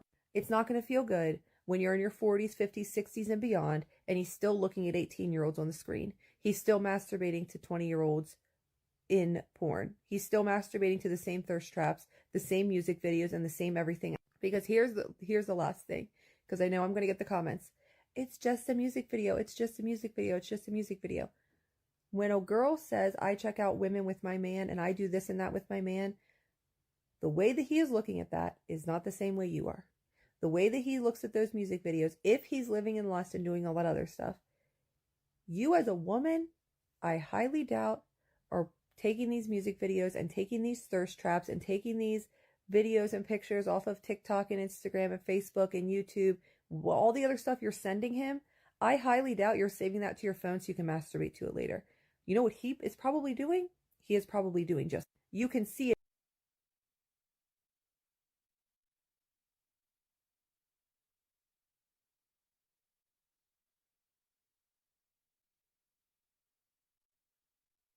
Sorry, what did I tell you guys about the spank tank and how guys will save photos and videos, and it's not always just of photos and videos of girls naked. It's also photos and videos of girls fully clothed. So as you're doing that, tell me in the chat, okay? This is where I want you guys to be a little bit honest with me, okay? We're gonna have an honest conversation. Have you ever, with a guy you've been talking to or dating or whatever, have you ever gotten into a place where you are sending each other pictures of gym girls, because this is a really common one, where you're sending each other pictures of girls with super huge dump trucks in the gym. And he might be sending you some and you're sending him some as well. And you're thinking, oh, yeah, we're just sending each other this back and forth because that's part of our banter. I've seen this happen before. Someone said, no chance. Wow, no way. But this is part of the thing that I've seen happen. And sometimes you don't think it's a mistake until it's actually happening. And you realize that, hey, this is, I'm thinking like this is vibes, but really and honestly, he's starting to see this as like he's actually looking or thinking about those girls, okay? I'm curious because I want to talk, I want to see what this Tate McRae situation is. So Tate McRae, let's say cop car. McRae cop car. I want to see this. What is this? Let me see if we can find this. No, this isn't the... Oh, okay, wait.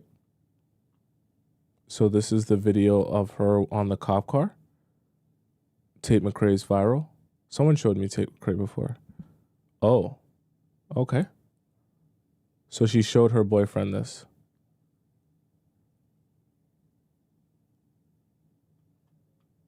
Oh, okay.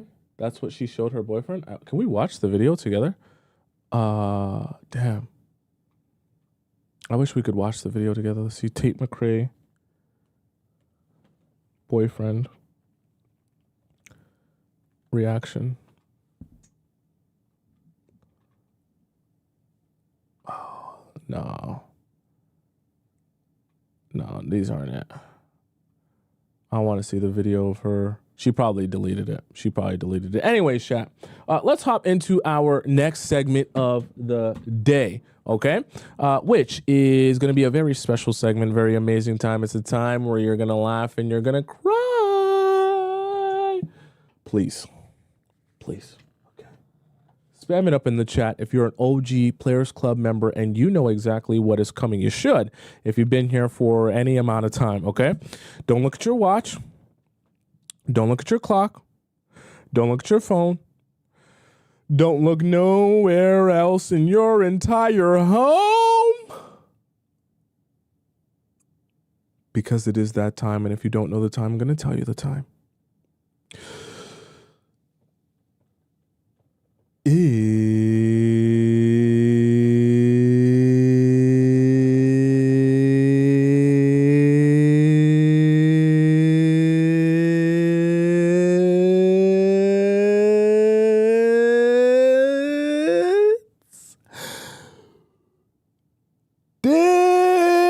Oh my gosh.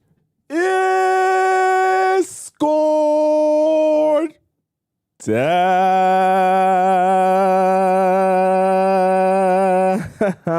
All right, chat, enough silliness. Let's hop right into this. For those of you who have no idea what's going on here, Discord time is essentially where all the amazing members of our Players Club Discord community get an opportunity to ask me a question about their relationship or their situationship, and I answer it live on the show. Okay? So there's a couple different ways you can send in your question. I'm going to explain all of those different ways to you right now. Okay, so the first way, let me fix my camera so I'm the right height here.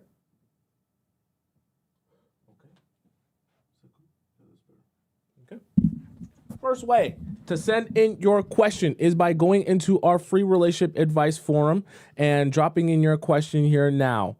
I will warn you, in our free relationship advice forum, which is available by going into the link in my bio on TikTok or the link in my description on YouTube, just go to where it says Players Club Discord and you can drop in your question there in our free forum.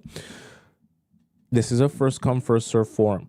So when you drop your question in, if you drop it in right now, this second, you see all these highlighted questions? I still have to get through all of these before I'll be able to get through your question. Obviously, I don't do them all in one show because there's so many here.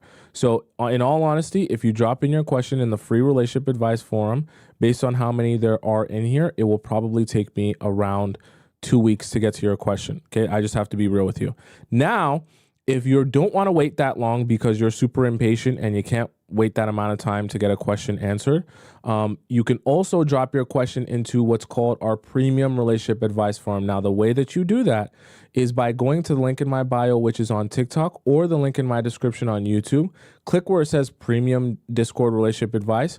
You drop in your question there.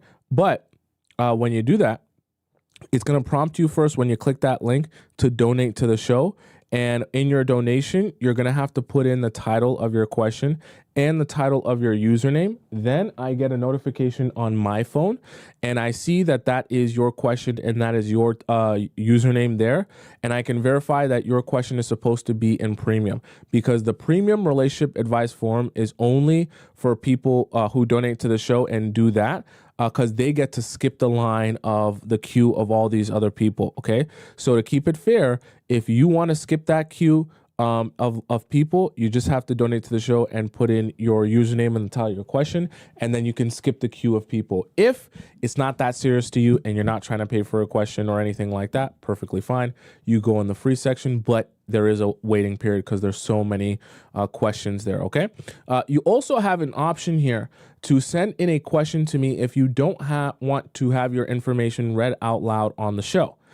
This option here is in our private relationship advice forum, right, section. This is just a link to the actual section here. It's like a hotline, really. And you can access this by going to the link in my bio on TikTok or the link in my description on YouTube. Click the one that says private relationship advice. And then when you click that, it'll prompt you to type out your question. You type out your question, as many sentences and paragraphs as you want and many details. Send it in to me. And then when you send it in to me, I respond back to you with a voice message. And then I send it back to your email. No one else sees it. I don't read it out on the show. And the information stays between me and you, okay? So I'm going to start putting some of the testimonials of what people have sent me on the private relationship forum here. Not their question, but like them saying how much they enjoyed it and things like that, because I think it's very relevant for those of you who don't know how that works, okay? But let's hop into our first premium question here, which comes from Sis, one of the favorites of the show, one of our reoccurring characters and members. It's impossible to not see him every day. Sis says, "Hey, Tomisin, my boyfriend is too perfect and I hate upsetting him." Okay. The day I came back from Florida, he didn't sleep all night because he was so excited to see me and surprised me with a ton of jewelry and took me to the nail salon and got me nails. Okay. I realized that if I do see him the rest of the week, like he wants, Friday, Saturday, Sunday, then Monday we have to do paperwork for our trip. Even if it's less than 8 hours in total, I'd end up seeing him 9 days in a row or even longer, because our Arizona trip is 5 days, Tuesday till Saturday. And after that, his dad won't be home for 4 days, so he wants me to sleep over at least one of those 4 days. He has an Arizona trip all planned, all typed out and planned out what we will do with each other each hour we're there. Okay, perfect. That's fine. So while getting my nails done, I freaked out and told him I can't see him Sunday because I'm hanging out with my friend all day. And he said that's too long, etc. And at least he could join me at the gym in the morning. Okay, so this is actually becoming a problem. I get it that he likes you, and I'm glad that he likes you, but he can't hoard your time. And the reason I'm saying this is it's just not good. It's not good to be seeing someone that's why you're sending your question. It's not good to be seeing someone every single day that's not your husband. Let him have at least, like you trying to do here, at least 1 day of him to not see you at all, that he can go back to missing you. The reason I say that is because with no time in between of him not seeing you, there is no space for him to say, I miss you, if he's seeing you all the time. I know he enjoys spending his time with you, clearly, which is why he's asking to see you all the time, but you still need to manage that and be like, you know what, still, I need to give you, and also you should be feeling this as well, I also want at least 1 day break, okay? It's good, and it's also a good reset for men. Men, you want them to continue desiring you, but that desire goes away quickly if every day they're with you and there's no break from you, okay? Then he got upset because it caught him off guard and make him feel like he did something wrong. Because I was so happy with my nails, then that came out of nowhere and that I've never hung out with my friends all day before. That's fine. He can be sad. He can, see, this is great. See, this is the thing. This is the part of men that I know confuses some of you because you feel like it's a bad thing and you feel like a bad person for doing it. But you have to realize you're doing something for him and yourself by doing this. What I mean by that is you need to understand, even though it's upsetting for him to not spend every single day with you, taking a day off away from him is good for you and him.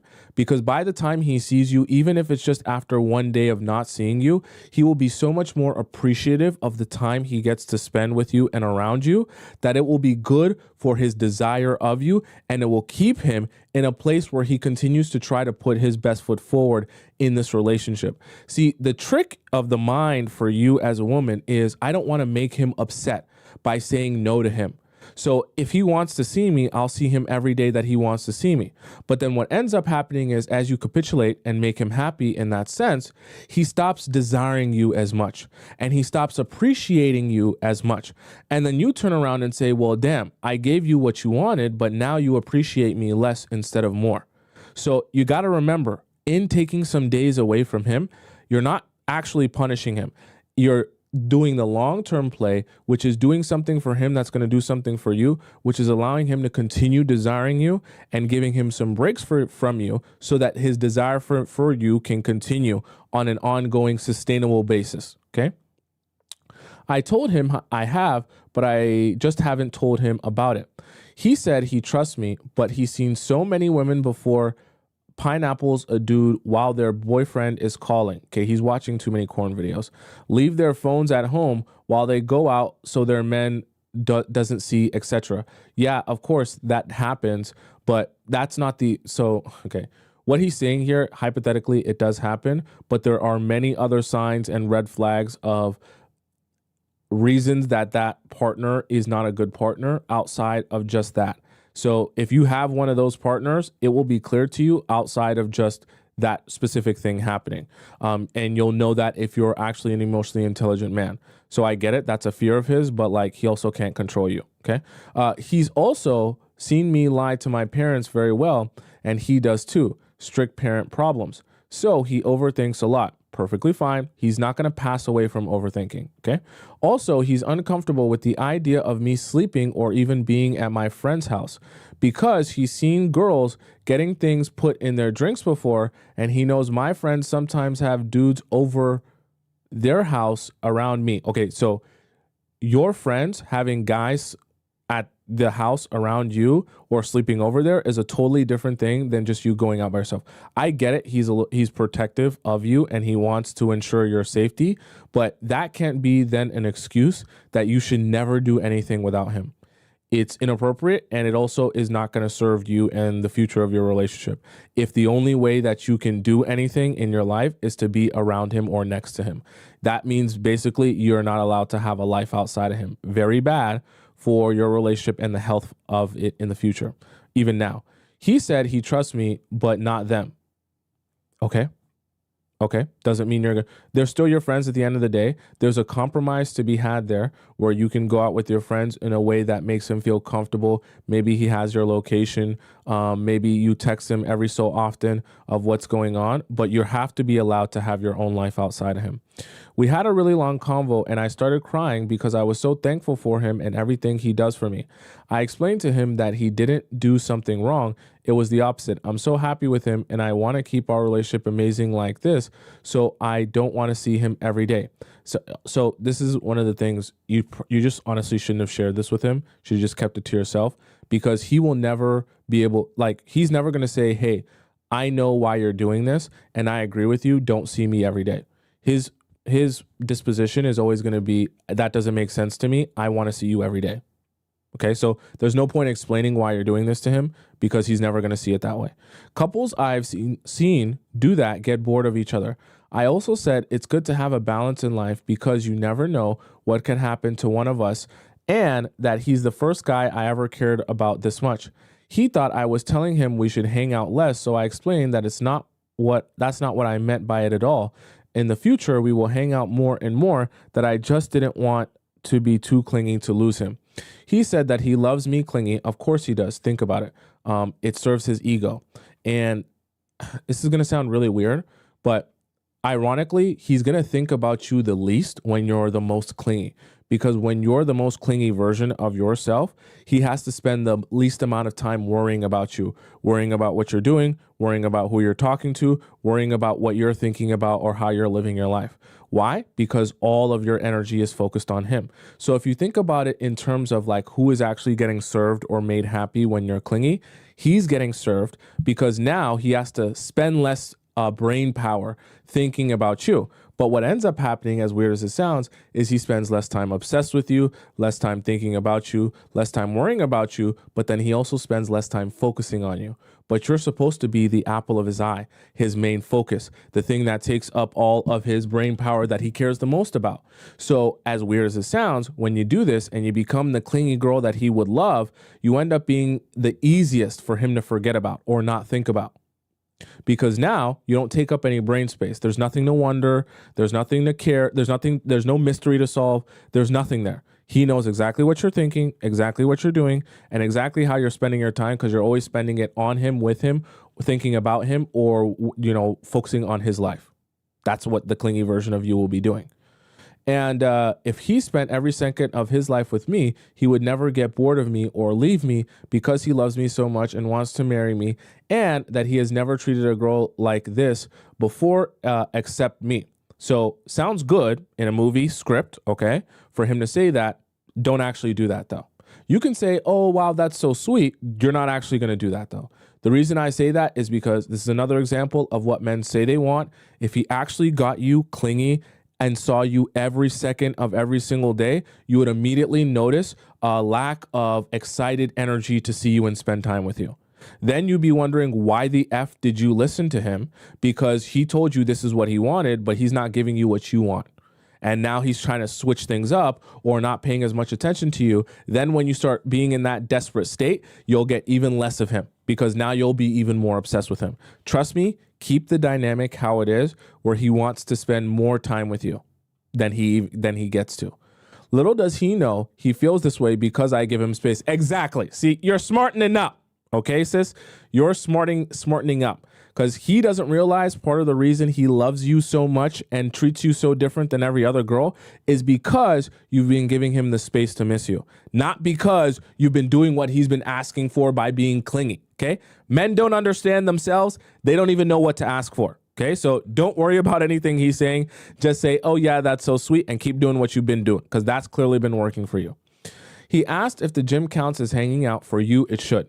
Give him one day without you. And I said no, because most times we work out separately. So he said he would come to the gym with me every day. Okay, no, you're not doing that. Don't do that. You're not doing that. You're going to find some way around this. Like, there needs to be a day for just you that you don't see him. And him trying to get sneaky with seeing you somehow, some way, no. You're going to avoid that at all costs.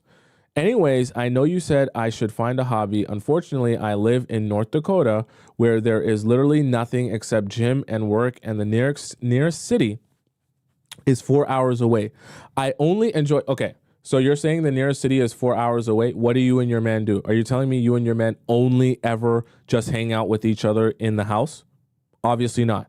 You go out and you do things. So if you go out and you do things, you can go out and do those same things with your friends.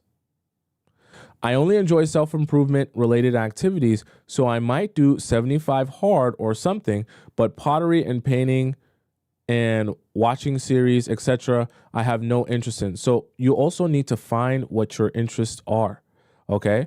And that might take some exploring. So we all have interests. Trust me. If you have a personality and you're an individual, you're a grown adult, you do have interests. Now, you may have not found them because you haven't spent enough time exploring what your interests are, But then that should be what your energy goes into, exploring what your interests are. Trust me, you have them. None of us are blank slates with no interests or anything we care about. You do. But it takes some research and some patience to actually try different things to discover what it is that interests you. I can assure you, you do have interest. I quit my job because I want to relax my last semester before med school, and my parents don't let me spend much of their money. Wait, what? Why would you? Okay, I get it. You want to have some chill time, but why quit the job when you have the least amount of stuff to do? That should be the time where you work so that you can have some money for yourself. Okay, I get it. Your boyfriend likes to spend money on you, but you should have your own that you can also save up. And the number two is that now you have time.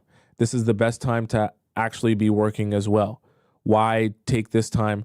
See, you're setting yourself up for failure because you're setting yourself up for a situation in which all you do have is nothing but time. Then you're going to complain about the fact that you're so bored that the only thing there is to do is hang out with your boyfriend. But you're kind of eliminating everything out of your life so that that's the only thing you even have an option to do. And then you're going to complain about the fact that that's the only option you have. But you're doing that on purpose. I have to be honest with you.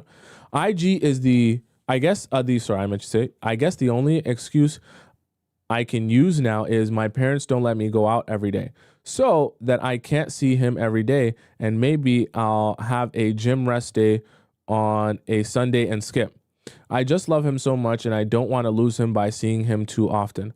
One more question. After being boyfriend and girlfriend for 6 months, you said we can see each other as much as we want and sleep over as much as we want also, as long as we don't see each other every day of the week, correct? Correct. I think that at that point, the relationship's been established and the timing is not that important of how much you're seeing him. You also need to have your own, in not work life, but school life balance, or just individual life balance, because your relationship is striking me. He's a guy that if he can, he will zap all your time. That sounds great in theory, but it's not good because you need to have some time for yourself. You're also, I never hear you talk about your friends. You need to have time for your friends as well. And your friends is not always going to be a let's hang out with my friends and my boyfriend type of the vibe, okay? That doesn't mean that you and those friends are going out and shaking your booty to Sexy Red in the club, but that there should also be some time that you get to spend with them outside of being with him and around him. That's healthy and that's okay.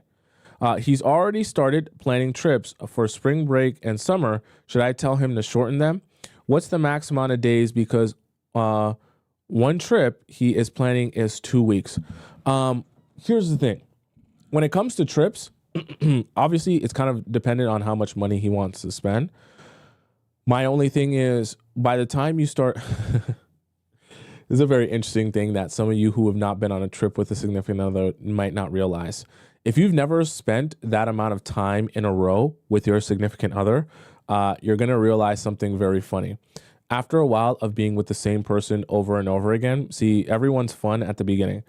After a while, you start to get a little bit sick of being with that same person over and over again. I'm not saying, it doesn't mean that they're a bad person or anything like that. It's just naturally, most of the time, you know, you kind of just, you want to like switch it up a little bit, especially when you're kind of doing the same thing over and over again with them all the time. All right. Maybe I'm just like that. Maybe some other people are like, oh, that doesn't matter to me. I don't care, whatever. But I say that because for you, within those 2 weeks, whenever he's planning to date you and stuff like that, there has to be a balance. The reason I say this is because it always worries me whenever any of you talk about dating a guy and seeing him 24/7. I always give this example, and I want this example to stick in any of your minds who are in this similar situation. You know when you leave the house and you walk out that door and you have a little dog or a big dog, and your dog is like looking at you out the window as you go out that house and you go to work or you go to hang out with your friends or you go to do whatever. And your dog is literally just standing there, sitting on the couch, walking around, going back and forth, just kind of like, you know, stalling and wasting time until you come back. Then when you walk back into that door for the first time in a couple of hours, or maybe in 8 or 9 hours since you've been at work. Your dog is so excited. Your dog's like shaking, is like trying to bark, and it has so much energy, and your dog jumps all over you and starts licking you because your dog is so excited to see you because it's been so long since the last time you were here and you were around.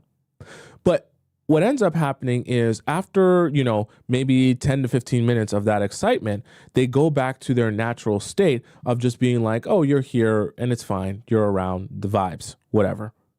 But you don't get that same excited, oh my God, I feel like I haven't seen you in so long energy until you actually leave the house and come back again. And so every time you leave the house and come back again, that's when you get that super excitement from your dog. But think about it like this. If you never left the house, you would never get that energy from your dog because they never have that space to miss you and feel like, oh my God, my owner's gone. Where is she? What is she doing? Life is so boring without her, for him to feel excited again when you come back. And so the reason I say that is because you have to be thinking of your men like that.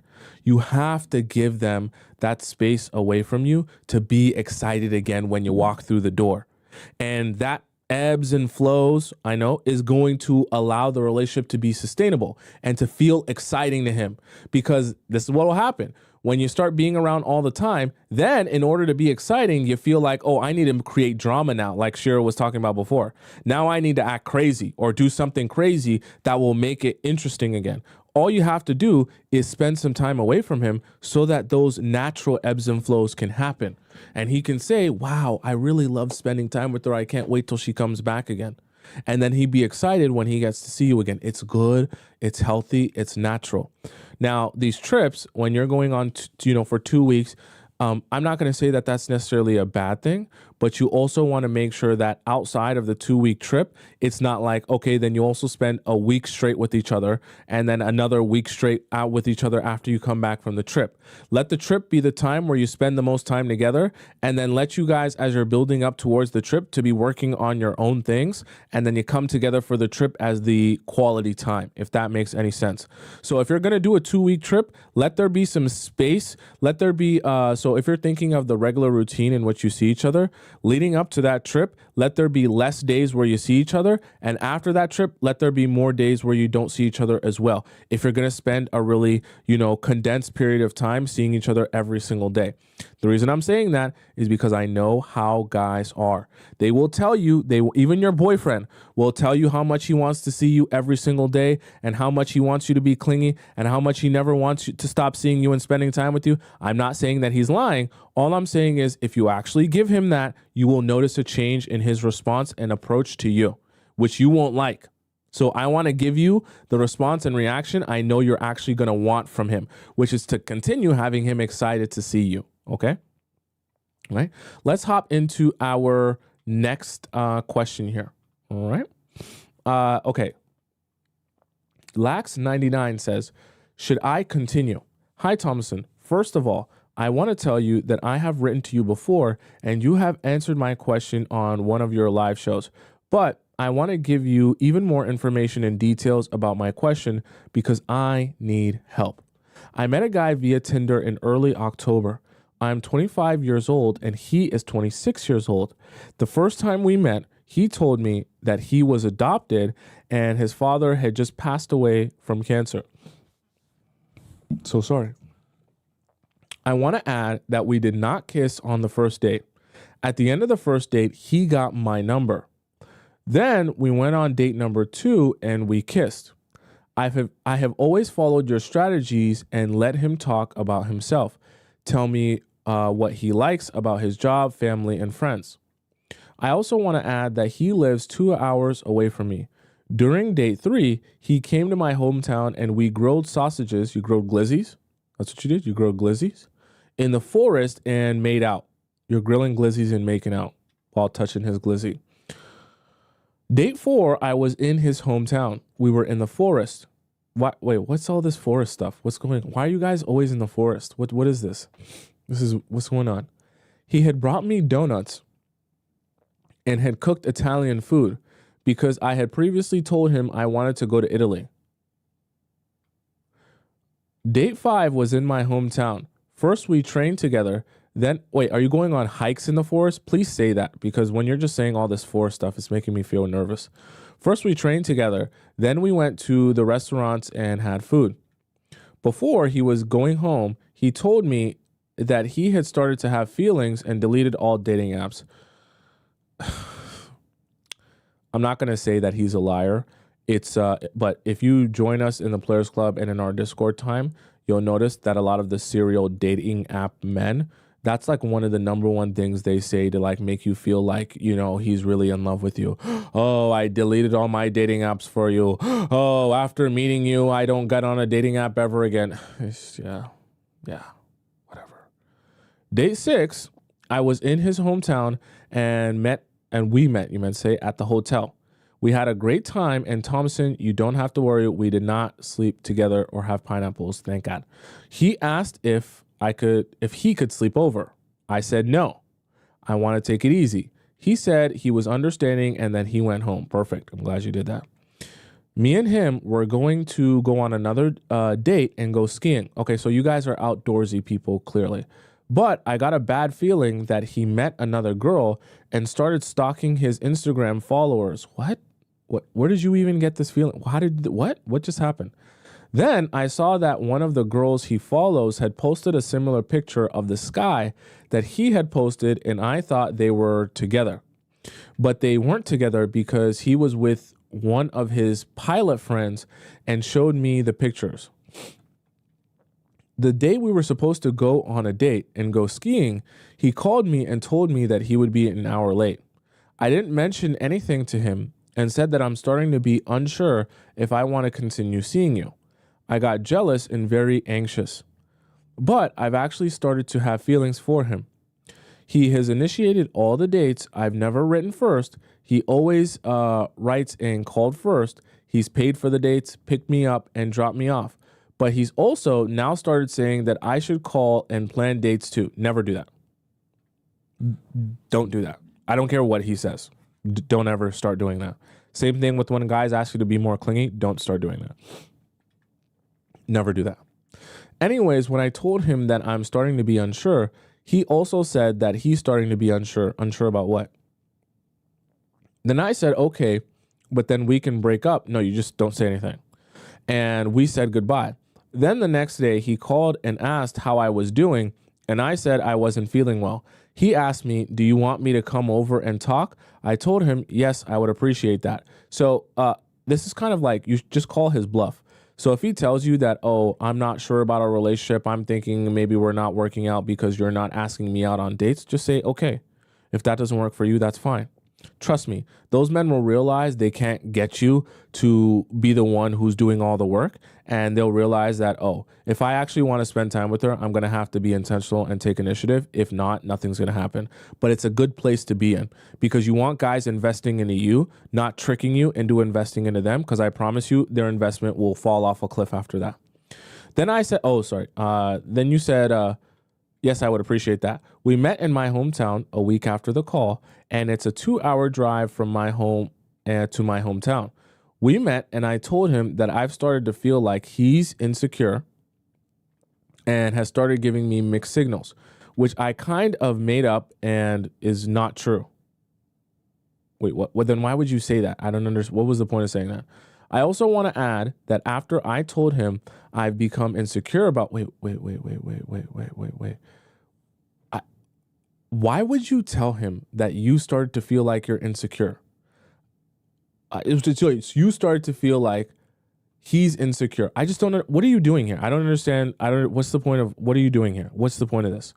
I also want to add that after I told him I've become insecure. Wait. So you told him that you think he's insecure and you're also admitting to feeling insecure about him. He downloaded Tinder.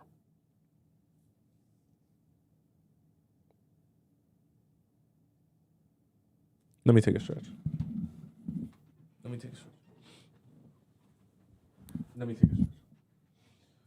Oh.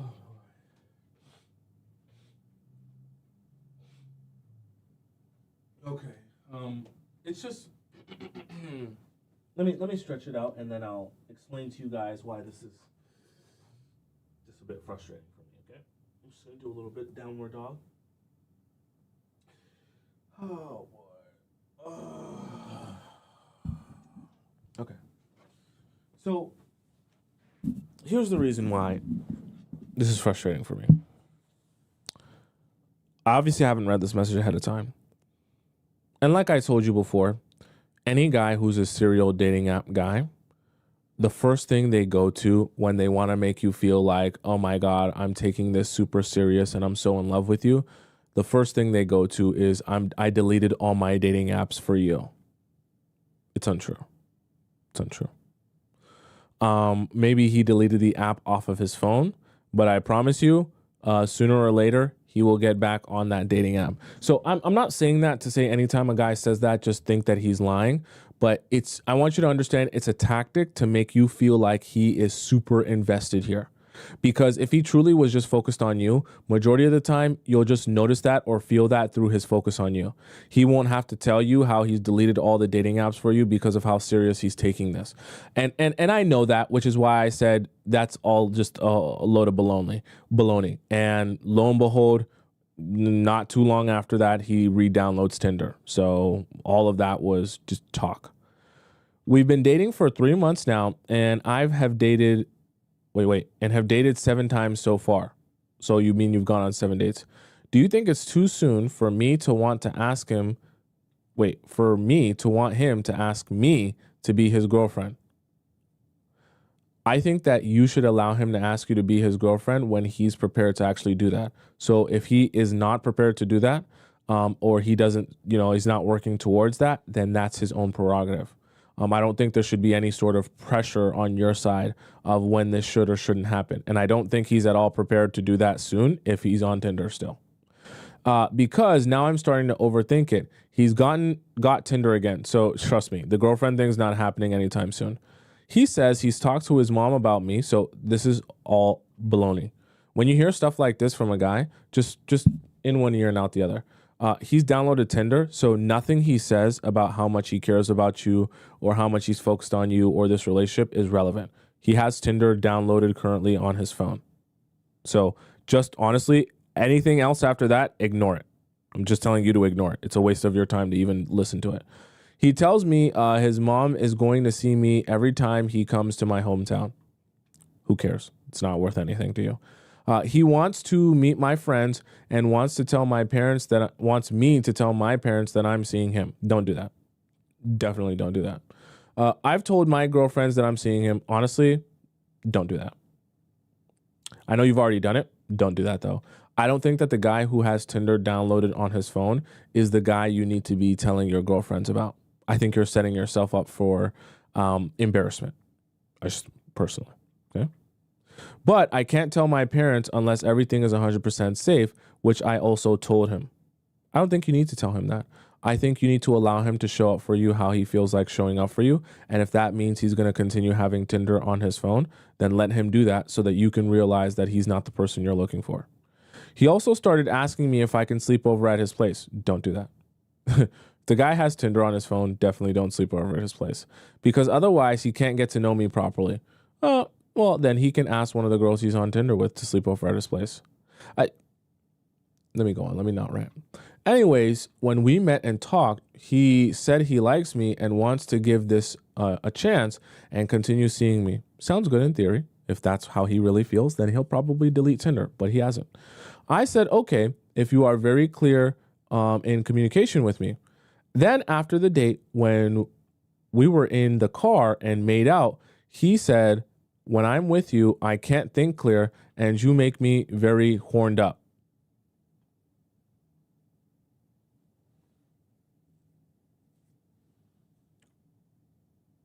Did you take that as a compliment?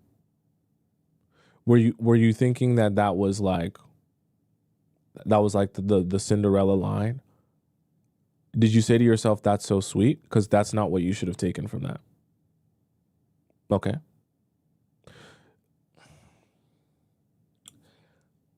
Just because you go out on a date with a guy and you're wearing a nice tight dress or a tight pair of jeans and your dump truck is looking super good, you're looking super fine. And when you're walking around, he can't help but to be googly-eyed. that doesn't mean that he wants to date you.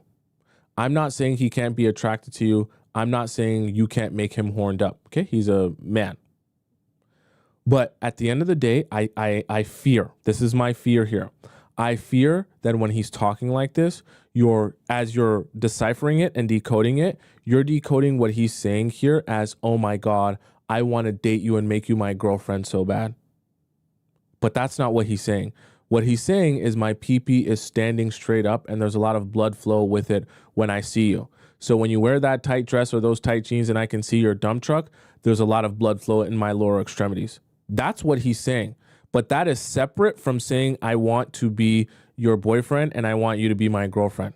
And I feel like you're confusing those two because it feels like a lot of attention in both senses.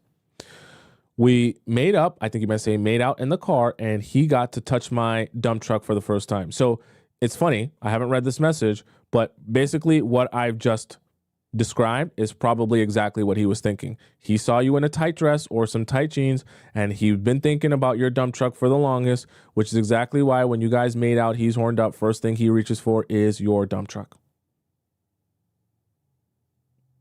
I'm a guy. You know I know how guys think, right? Because I'm a guy, right?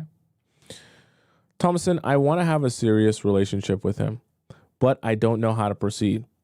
I'm going to his hometown on Saturday to meet my girlfriend. Like you're one of your girlfriends. Do you think I should tell him that I'll be there and ask him if we should meet up? You can tell him that you're going there for your girlfriend, and if he wants to meet up with you, he can ask you to meet up. That's what you should do. So just tell him where your whereabouts will be. Then if he wants to see you, then maybe you can decide if you want to make that happen. Because I actually want to meet him. But at the same time, I think it's a bit awkward that I have to write or call first since I've never done that before. And what do you think about having Tinder again? You're asking me what I think about the guy that you're dating having Tinder? I think it's a clear sign that he's not as serious with you as you're imagining he is. I think it's the clearest sign. Do you think I should tell him to delete Tinder? Absolutely not. Not in a million trillion years should you tell a guy who you're dating to delete Tinder. You want to know why? Because only one of two things will come from that. Either he's going to tell you he will, make you feel like he's going to do that, and then not actually do that. Okay? Or he's just going to flat out fight you on it.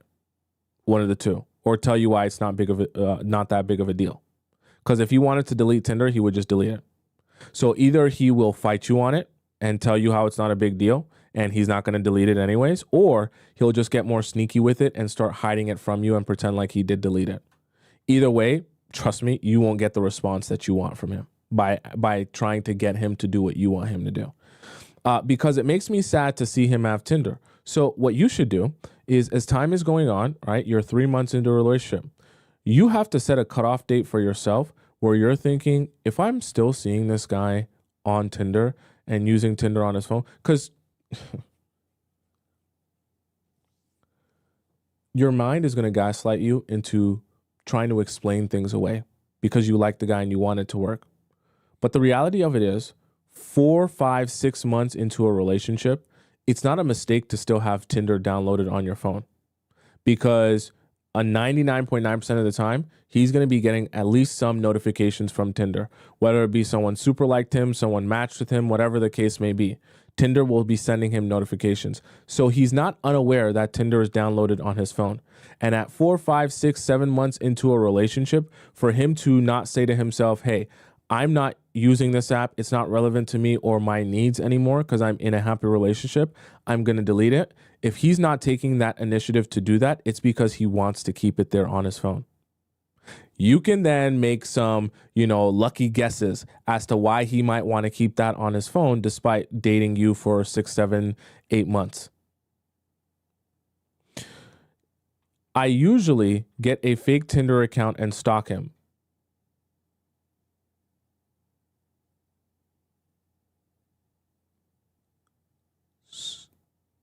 So you're aware he's active on Tinder. I want us to be exclusive. Do you think it's too soon? We've met 7 times in 3 months and our dates have been 2.5 hours. We live 2 hours apart. My advice to you here, Lax, would be don't invest any of your time and energy into him. What do I mean by that? I mean, don't reach out. Don't do any calling. Don't do any planning. Don't do any scheduling. Now, I know this is going to sound horrible, but the reason I'm saying that is because I don't think that this guy is very serious about being in a relationship with you. And I don't want you, as time is going on, to become more and more attached to him, that you start investing more and more into him, because the more you invest, the more you'll expect something out of your emotional investment. And what I mean by that is the more you'll be hopeful that it will turn into him being your boyfriend. So then as time is going on and you're investing and he's not your boyfriend, you'll feel like you need to do more things in order to make that the case. What I want you to do is stop investing. Stop reaching out, stop calling, stop texting. The only time you should call or text him is when he calls or texts you. Outside of that, don't say anything to him. Don't talk to him. You definitely aren't going to be asking him on any dates, and you definitely aren't going to be doing any of the work here. The reason I say that is, you know what? Let's even give him the benefit of the doubt and say maybe he's just working through his own self to become more serious with you, and eventually he'll get there. Okay, so let's see how serious, because you say you like him, so me telling you to just stop talking to this guy is not realistic. I know you won't actually do that. So let's give you some advice based on what you're actually going to do. If you want to continue talking to this guy, it should be in the capacity where he's working for you and he's on your time, not the other way around. In any way, shape, or form. So if he's going to invest into you, if he's going to take you out on dates, if he's going to be consistent with you and all this other stuff, and he's going to court you and all this other stuff, then he'll get the opportunity to see you sometimes. If that's not the case, if he's too bored, if he's too lazy, if it's too much work for him, he won't hear from you. The reason I say that is because I'm trying to protect and insulate you from over investing yourself, expecting that you'll eventually have him as your boyfriend after a while. What I want you to do is to be able to see what he would rather do and stop being in a place where you're trying to change or adjust his behavior. Because when you leave him to do exactly what he wants to do, you'll see exactly how often he wants to talk to you. You'll see exactly how much time he wants to spend with you. And you'll see exactly how much investment or initiative he's willing to take with you in this relationship. Then once you observe that, let that be your truth. And let that be the thing that guides you on whether or not you should even bother continuing this relationship with him. Okay? All right. Let's go into our next question here. This one comes from Diamond Princess. Okay. Not sure if what I wrote was too much or he is the one pressuring me. Okay. Hello, everyone. I met this guy from a dating app. A lot of dating app problems today. I felt the chemistry and he is rich. So the dating app was probably Raya, the one where you meet rich people or successful people. Okay. Don't start getting any ideas, chat. You're not going to go get on Raya. The same things that happen on Tinder and Bumble and Hinge happen on Raya as well. Just the guys have a little bit more money. Okay. I felt the chemistry and he is rich. You also can't just get on the dating app. You have to get invited. He took me to a fancy restaurant and all was amazing. But at the end of our date, he was so pushing for me to give him a kiss on the lips. I told him I don't kiss on the first date because I still don't know you and that is my rule. I told him I like you and I want to see you again. So if you want to kiss, let's meet next week. Okay. I get what you were doing here. My little side piece of advice is don't dangle sex or sexual advances over men as like, hey, if you do something for me, your reward will be sex. You don't want to establish that kind of dynamic in your relationships. And I think very early on, you're kind of doing that by saying, take me on another date and maybe you'll get a kiss. That's not what the type of precedent you want to set. Okay. Take me on another date because you actually want to build with me, not because you're looking forward to what you can extract from me sexually. That's just not, you don't want that type of energy around you. It's just my preference to protect myself. He said, but it's only a kiss. And why do you have this rule? And can you break this rule for me? Okay, so this type of rhetoric makes me feel like he is not in the business of dating whatsoever. The reason I say that is because this is the way someone talks when they're trying to rush you into a decision to just get this over with as quick as possible.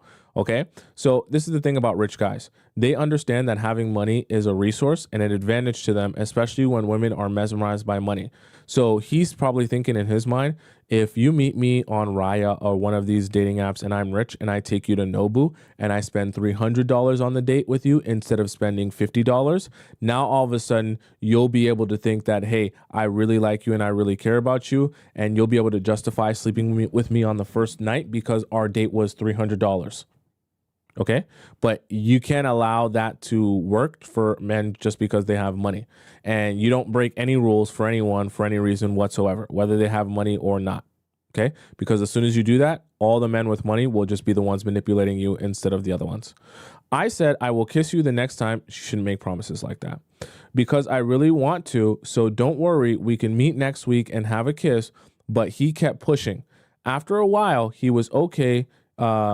I understand, however, it made me uncomfortable. It should, because that's very uncomfortable energy that he is desperately trying to get a kiss from you on the first date as if he can't see you on other dates. Honestly, if you were my daughter or you were my sister or you were even my friend, I would tell you to not even go out on a second date with a guy like that, because that guy is not in an emotional state to wait for anything. If he's pushing that much for a kiss on the first date, to the point where it's like a debate at the table. Now tonight we were texting and this happened. I told him I went shopping today and he asked for what? And I mentioned dresses, makeup, and lingerie. He asked if I have any photos wearing lingerie. Oh my God, it's so basic. I'm about to take a shower. Without me though? Whatever. Without lingerie. I said only a few. He said, show me. I said, maybe in the future. I hope you didn't say if you take me on another date, maybe I'll show you. I hope you didn't. I hope you did not say that. He said, boo, I would love to see them. After that, I said, haha, great things to come to those who wait. And I only share them to someone who is my boyfriend, not anyone. Whatever. After that, he asked when I'm free and I told him. He said, what about Saturday? And I told him I will do lip filler on Saturday, so I can't kiss him or do so many things after lip filler. So he asked, what are the things? I said, haha, like no kissing, no drinking from a straw, no lipstick. No, this must be some crazy lip filler. Is this how crazy it is on the day after you get lip filler? You can't do any of this stuff? Wow. The cost of beauty, I guess. No. Oh, you actually said no. Did you put emojis or you said this? You said no mouth and pee-pee. You're setting yourself up for failure. He said, when do we get to the mouth and pee-pee?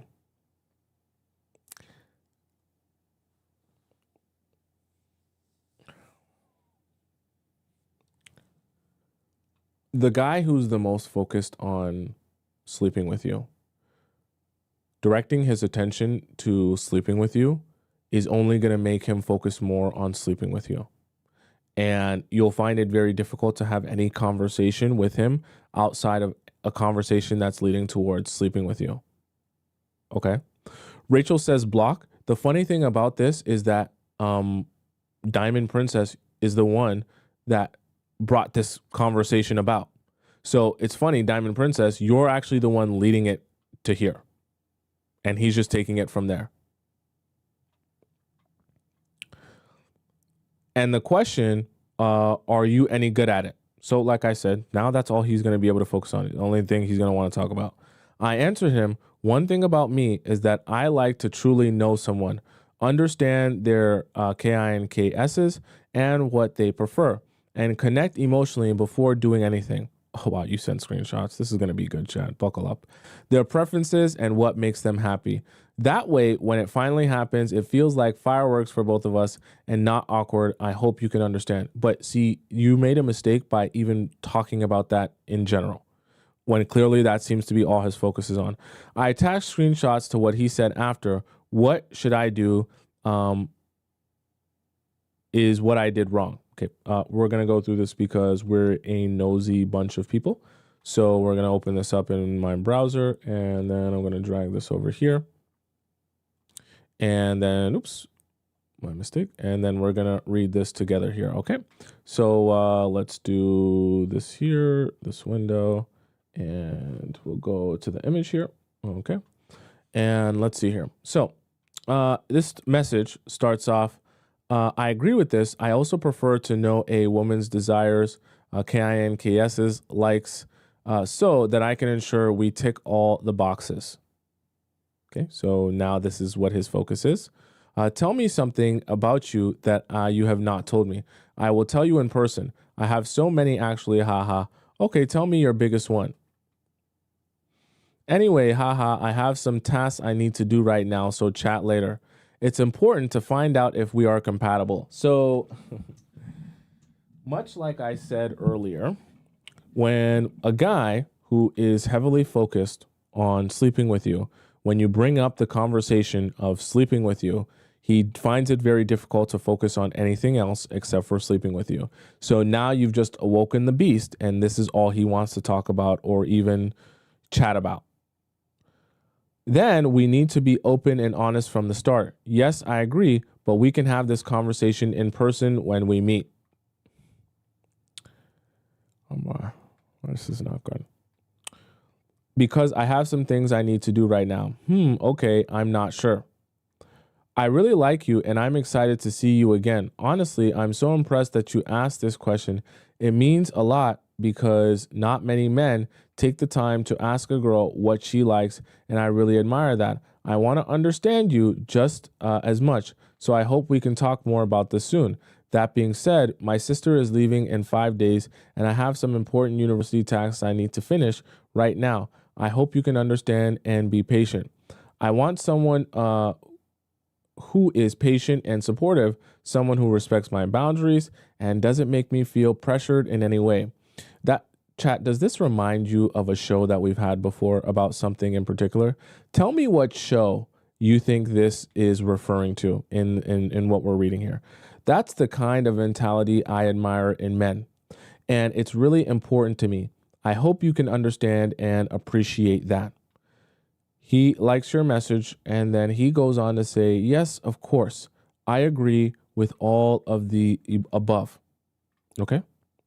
So the show that I'm referring to when I'm talking about this type of messaging is the show about over-explaining. Do not over-explain yourself to men. It doesn't serve you, doesn't do anything for you, and it just puts you in a more anxious state because the more you over-explain, the more anxious you become when he seems to be disinterested.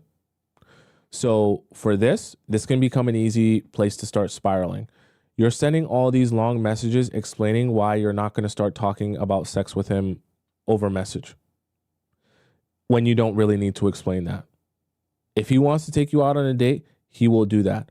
And if it's not that important to him and all he wants to do is talk about pineapples and sleeping with you or, those type of topics, and he doesn't want to talk about anything else real or talk about taking you out on a date, then you go ahead and you don't bother yourself talking to him. But you're trying to explain yourself in detail over text message when it's clear he's disinterested in anything you have to say outside of you talking about how you squirt. That's really what he wants you to talk about. That you squirt and, you can do the splits and that you can make that thing move in a circle and your mouth, that's what he wants you to start talking about. And anything outside of that, he doesn't seem to be interested in at all. At all. Let's go on to the other messages here. This is very tragic.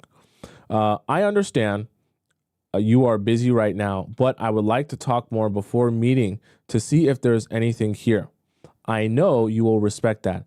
It's funny. He's talking as if he hasn't met you. He has met you, and he's had a whole date with you. So him saying that he wants to see if there's anything there doesn't really make a lot of sense because it's not like he hasn't been able to sense the vibe of when you guys were on a date. What he really means by this is, look, I want to know if you're trying to get down and dirty and you want to get disgusting and you are going to allow me to slut you out. Because if that's not the vibes that you're on, I don't really want to be having conversation with you or wasting time talking to you. That's honest. Honestly, that's what it translates to what he's really saying. Right? That's not true at all. You are the one talking. Sorry. You say, it seems like to me, you only want sex. That's not true at all. You were the one talking about dinner sex, not me. You see how, I'm actually glad he said this before I even saw it, because it's true. You started, and he even said it, you started to talk about sex and it shocked me. Exactly why I told you that was a mistake. This guy was already focused on that side of the relationship, okay? You then proceeded to talk about how you're getting your lip filler and how it's going to stop you from kissing and stop you from putting your, I think you said lips on, eggplant emoji, but I don't know if you actually just said it in your message. Either way, you get the gist, right?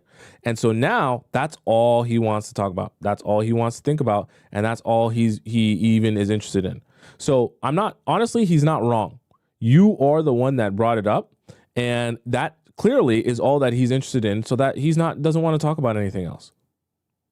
And I'm not sure why you're so surprised that the guy who seemed to be only interested in sex is only trying to talk to you about sex right now after you brought it up. I know I'm not blaming you, but I just want you to understand there's a reason now this is all of his focus. Okay.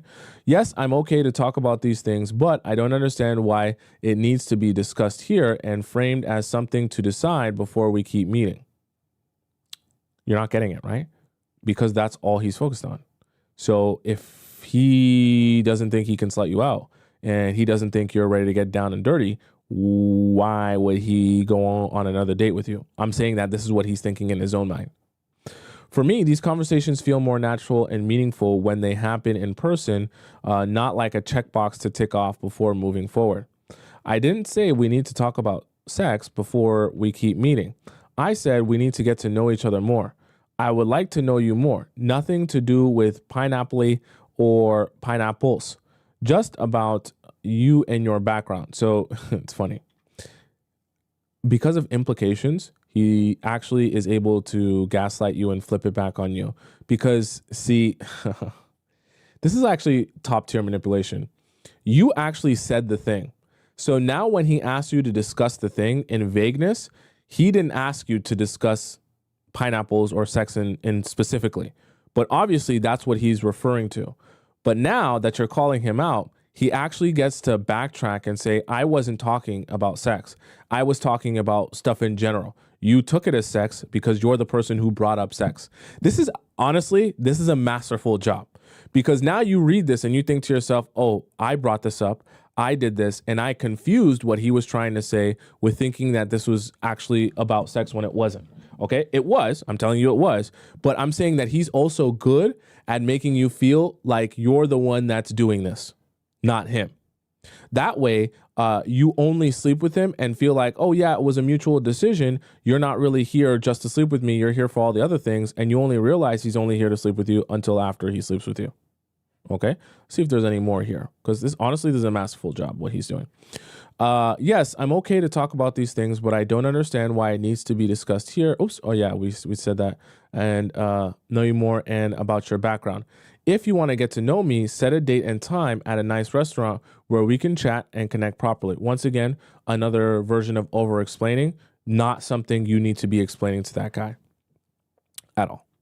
I didn't say I don't want to meet you or talk to you. It's just that I'm busy right now and I prefer to meet in person to see the chemistry as well.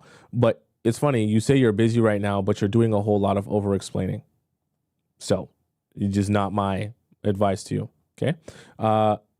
He says, I agree with this. I also prefer to, oh, no, this is kind of a rehash here. So all in all here, if you're asking me, what did you do wrong? I think, okay, I want you to hear me out here.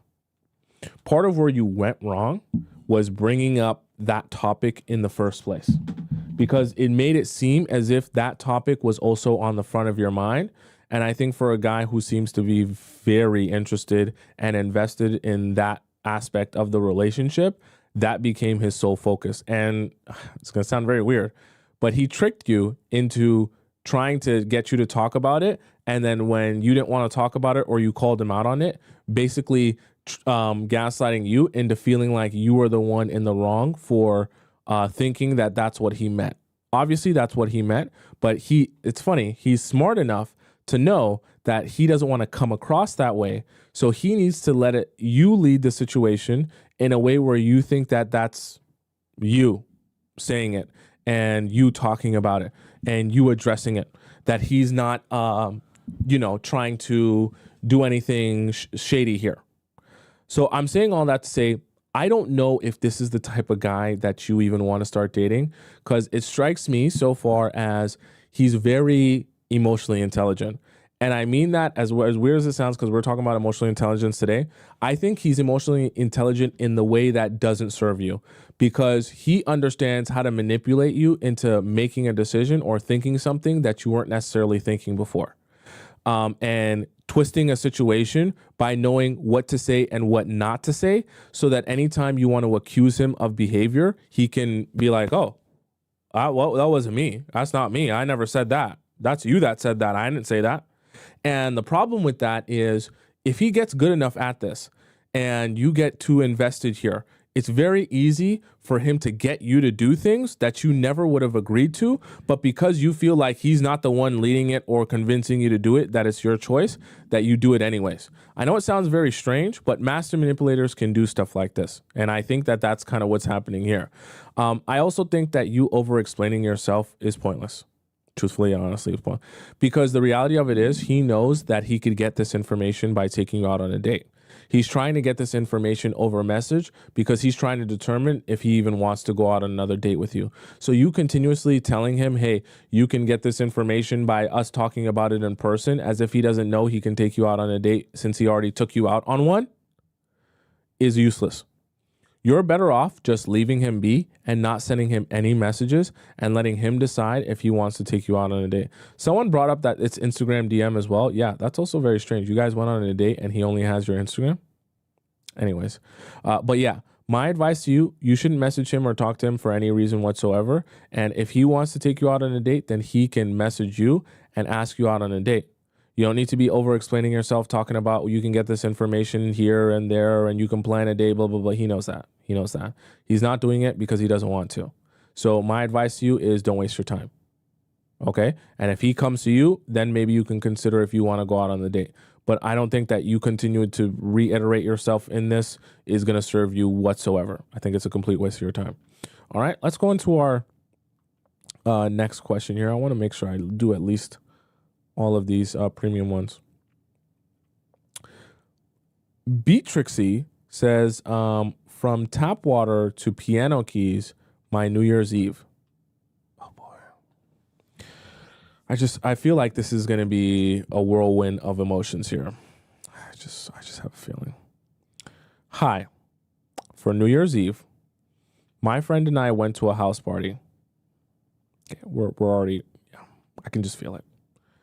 Where I met several guys, including Mario. Fake name. Okay. He seemed interested in me. However, at some point, I saw him approach my friend with her date for the night, and later she told me he had hit on her, which made me pull back a bit.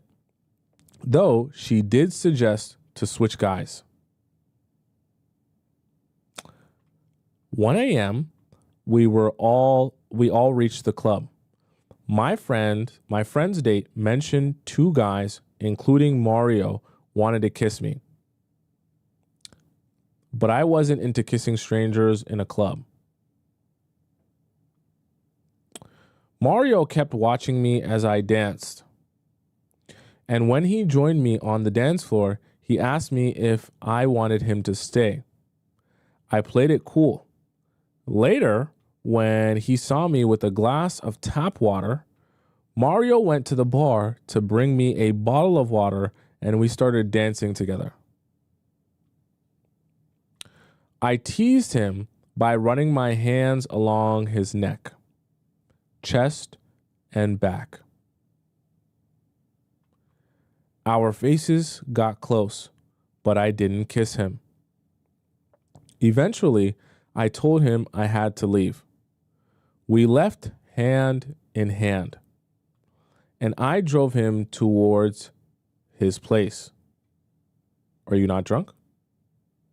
We don't condone drunk driving here. Or maybe you don't drink. He was on my way home. Right. He made some suggestive jokes, but I deflected them. When we arrived, the tension was high, and we kissed intensely. What does intensely mean? He invited me to stay over, but I declined, saying I had things to do in the morning. But your message doesn't end here, does it? He seemed disappointed, but we said goodbye, and he asked for my Instagram. I messaged him later to let him know I got home, and he told me to as he told me to. And we kept talking. He seemed interested, asking me questions.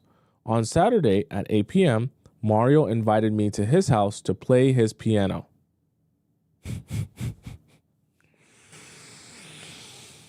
Yeah, that's what he wanted to do, play piano. After he sent me the photo, for which I responded that I wanted to play some music, but I wasn't sure if he meant that night. The next day, he messaged me to reach him and his... Wait, what?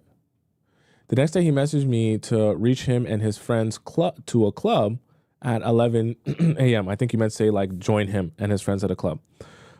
But I didn't reply as I was about to sleep. I messaged him the next day saying I was studying and suggesting we plan for another time. He liked my message. Stop. I'd like to get to know Mario better, but I'm getting the sense that he wants pineapples. Is it possible he sees me as more than that? What should I do?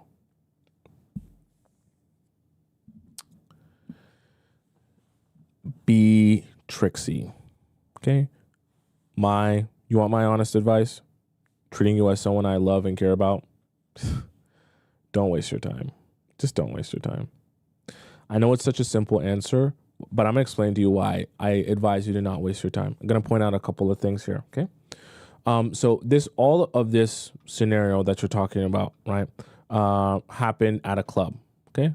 And, kudos to you. You have some self-respect. You danced with him, even though your faces got close. You didn't kiss, in the club. But eventually, as you guys got back and you were in the car for a bit after dropping him off, I don't know why you're dropping him off at his whatever. You kiss him intensely. I'm assuming you say intensely because you're kissing each other with tongue and he's probably feeling on you and groping you a little bit. Okay, you're both horned up. Here's the problem, though. From my estimation, what's probably going to happen from now on, and it seems like it's been happening, is now he just wants to only see you and talk to you when it's time to go out or go to the club, which seems like that's exactly what's happening. Is either I'm going to be free, have nothing to do, I invite you over, jackrabbit myself inside of you, or I'm going to the club, already going to go out with the boys, another night of dancing. It'll be interesting. Maybe at the end of that night, I'll be able to jack myself and rabbit myself inside of you. The reason I'm also saying that is because if this was truly your response, I'm going to tell you how he took it, okay? Because after you guys kissed intensely, he invited you to stay over and you declined. Your response, though, was not some sort of, hey, I'm not really trying to do that type of thing or whatever, or we can see each other another day. Your response was, I had things to do in the morning. So I'm going to tell you how he took this. He took it as, I could have smashed that night if she didn't have work or something in the morning. So what he's attempting to do now is that another day when we go out to the club, maybe she won't have something to do in the morning, and then I'll be able to smash her because she is free. So I'm telling you that's how he took that, which is why he's inviting you to the club again. And the fact that he would invite you to his house to play piano, okay, obviously he doesn't give a damn about you playing them. You think he really cares about you playing? No, he doesn't. He wants to see you. Maybe he wants to see you sit down on that chair in some tight jeans so he can see your dump truck, but he don't really care about you playing the piano. Okay. Now, you didn't come over to his house to play the piano. Cool. You didn't come over to the club, come out to the club so that maybe he can get a possibility of sleeping with you. Now he's like, this is a waste of my time, which is exactly why he's kind of just like your message and stopped messaging you. Take notice of that too, because there is no conversation if the conversation isn't about the next time he can get the possibility of sleeping with you. So for the conversation to completely halt and stop the moment he knows that you're not going to come out to the club should tell you that all he's trying to do is put himself in a position to be able to sleep with you. That if he's not in a position to be able to do that, or there's not some sort of possibility of that happening, he wants no reason to have a conversation with you.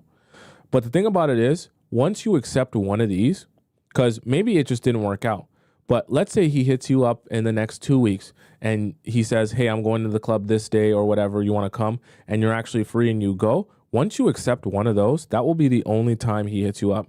It'll only be to go out to the club or maybe to come over to his place. And then you won't even end up having the relationship that you want from that. So how does this affect you, and how can you kind of work with this? Because you said you want to get to know Mario better. My advice to you is to say nothing to Mario.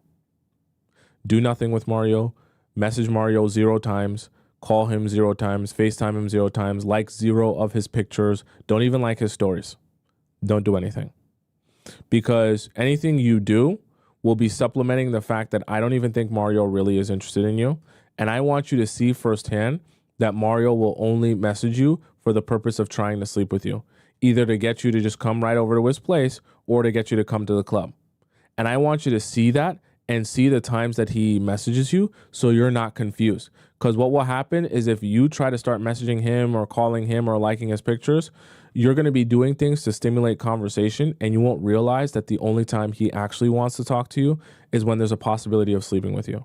And I think realizing that will better equip you for being able to just move forward.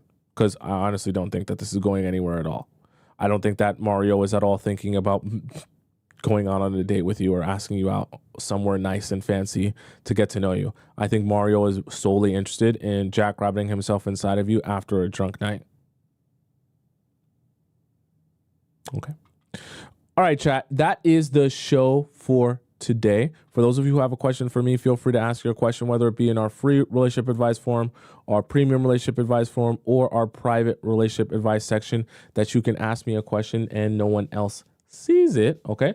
Also, thank you so much to wait, did I mention all these? Thank you so much to Shanghai, who donated another 10 SEK. I don't know what currency that is, but thank you so much for donating that in the YouTube chat. I appreciate that. All right. For those of you who are watching the show and you're on TikTok, my Instagram is just above my head on the top left corner of the screen. If you want to follow me there, Tomisin_tub. It's also in my description for those of you who are watching on YouTube and want to follow me on Instagram. For those of you who are watching the show on TikTok and you missed parts of it, or you came late and you want to rewatch all the amazing parts that we talked about here in today's show, you can go onto my YouTube channel. Just type in my first name, Tomisin. It's on top of my head on the top right corner of the screen. Go to my YouTube, go to the live section of my YouTube channel, and then you'll be able to see this live stream and all the other live streams I've done since the beginning of time.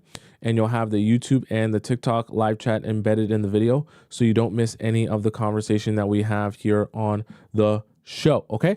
I'm here every weekday, Monday to Friday at 4 p.m. Eastern Standard Time. I was pretty on time today, so kudos to that. Let's continue that. Vibes, vibes, vibes. All right. And I will be here again tomorrow at 4 p.m. EST. So you got to think about what time that is in your time zone so you can be here on time. And until we meet again, I'll bid you adieu. Arrivederci, au revoir, hasta la vista, sayonara, ciao, salam, bon voyage. And I'll see you again tomorrow at 4 p.m. Eastern Standard Time. Okay, I love you so much.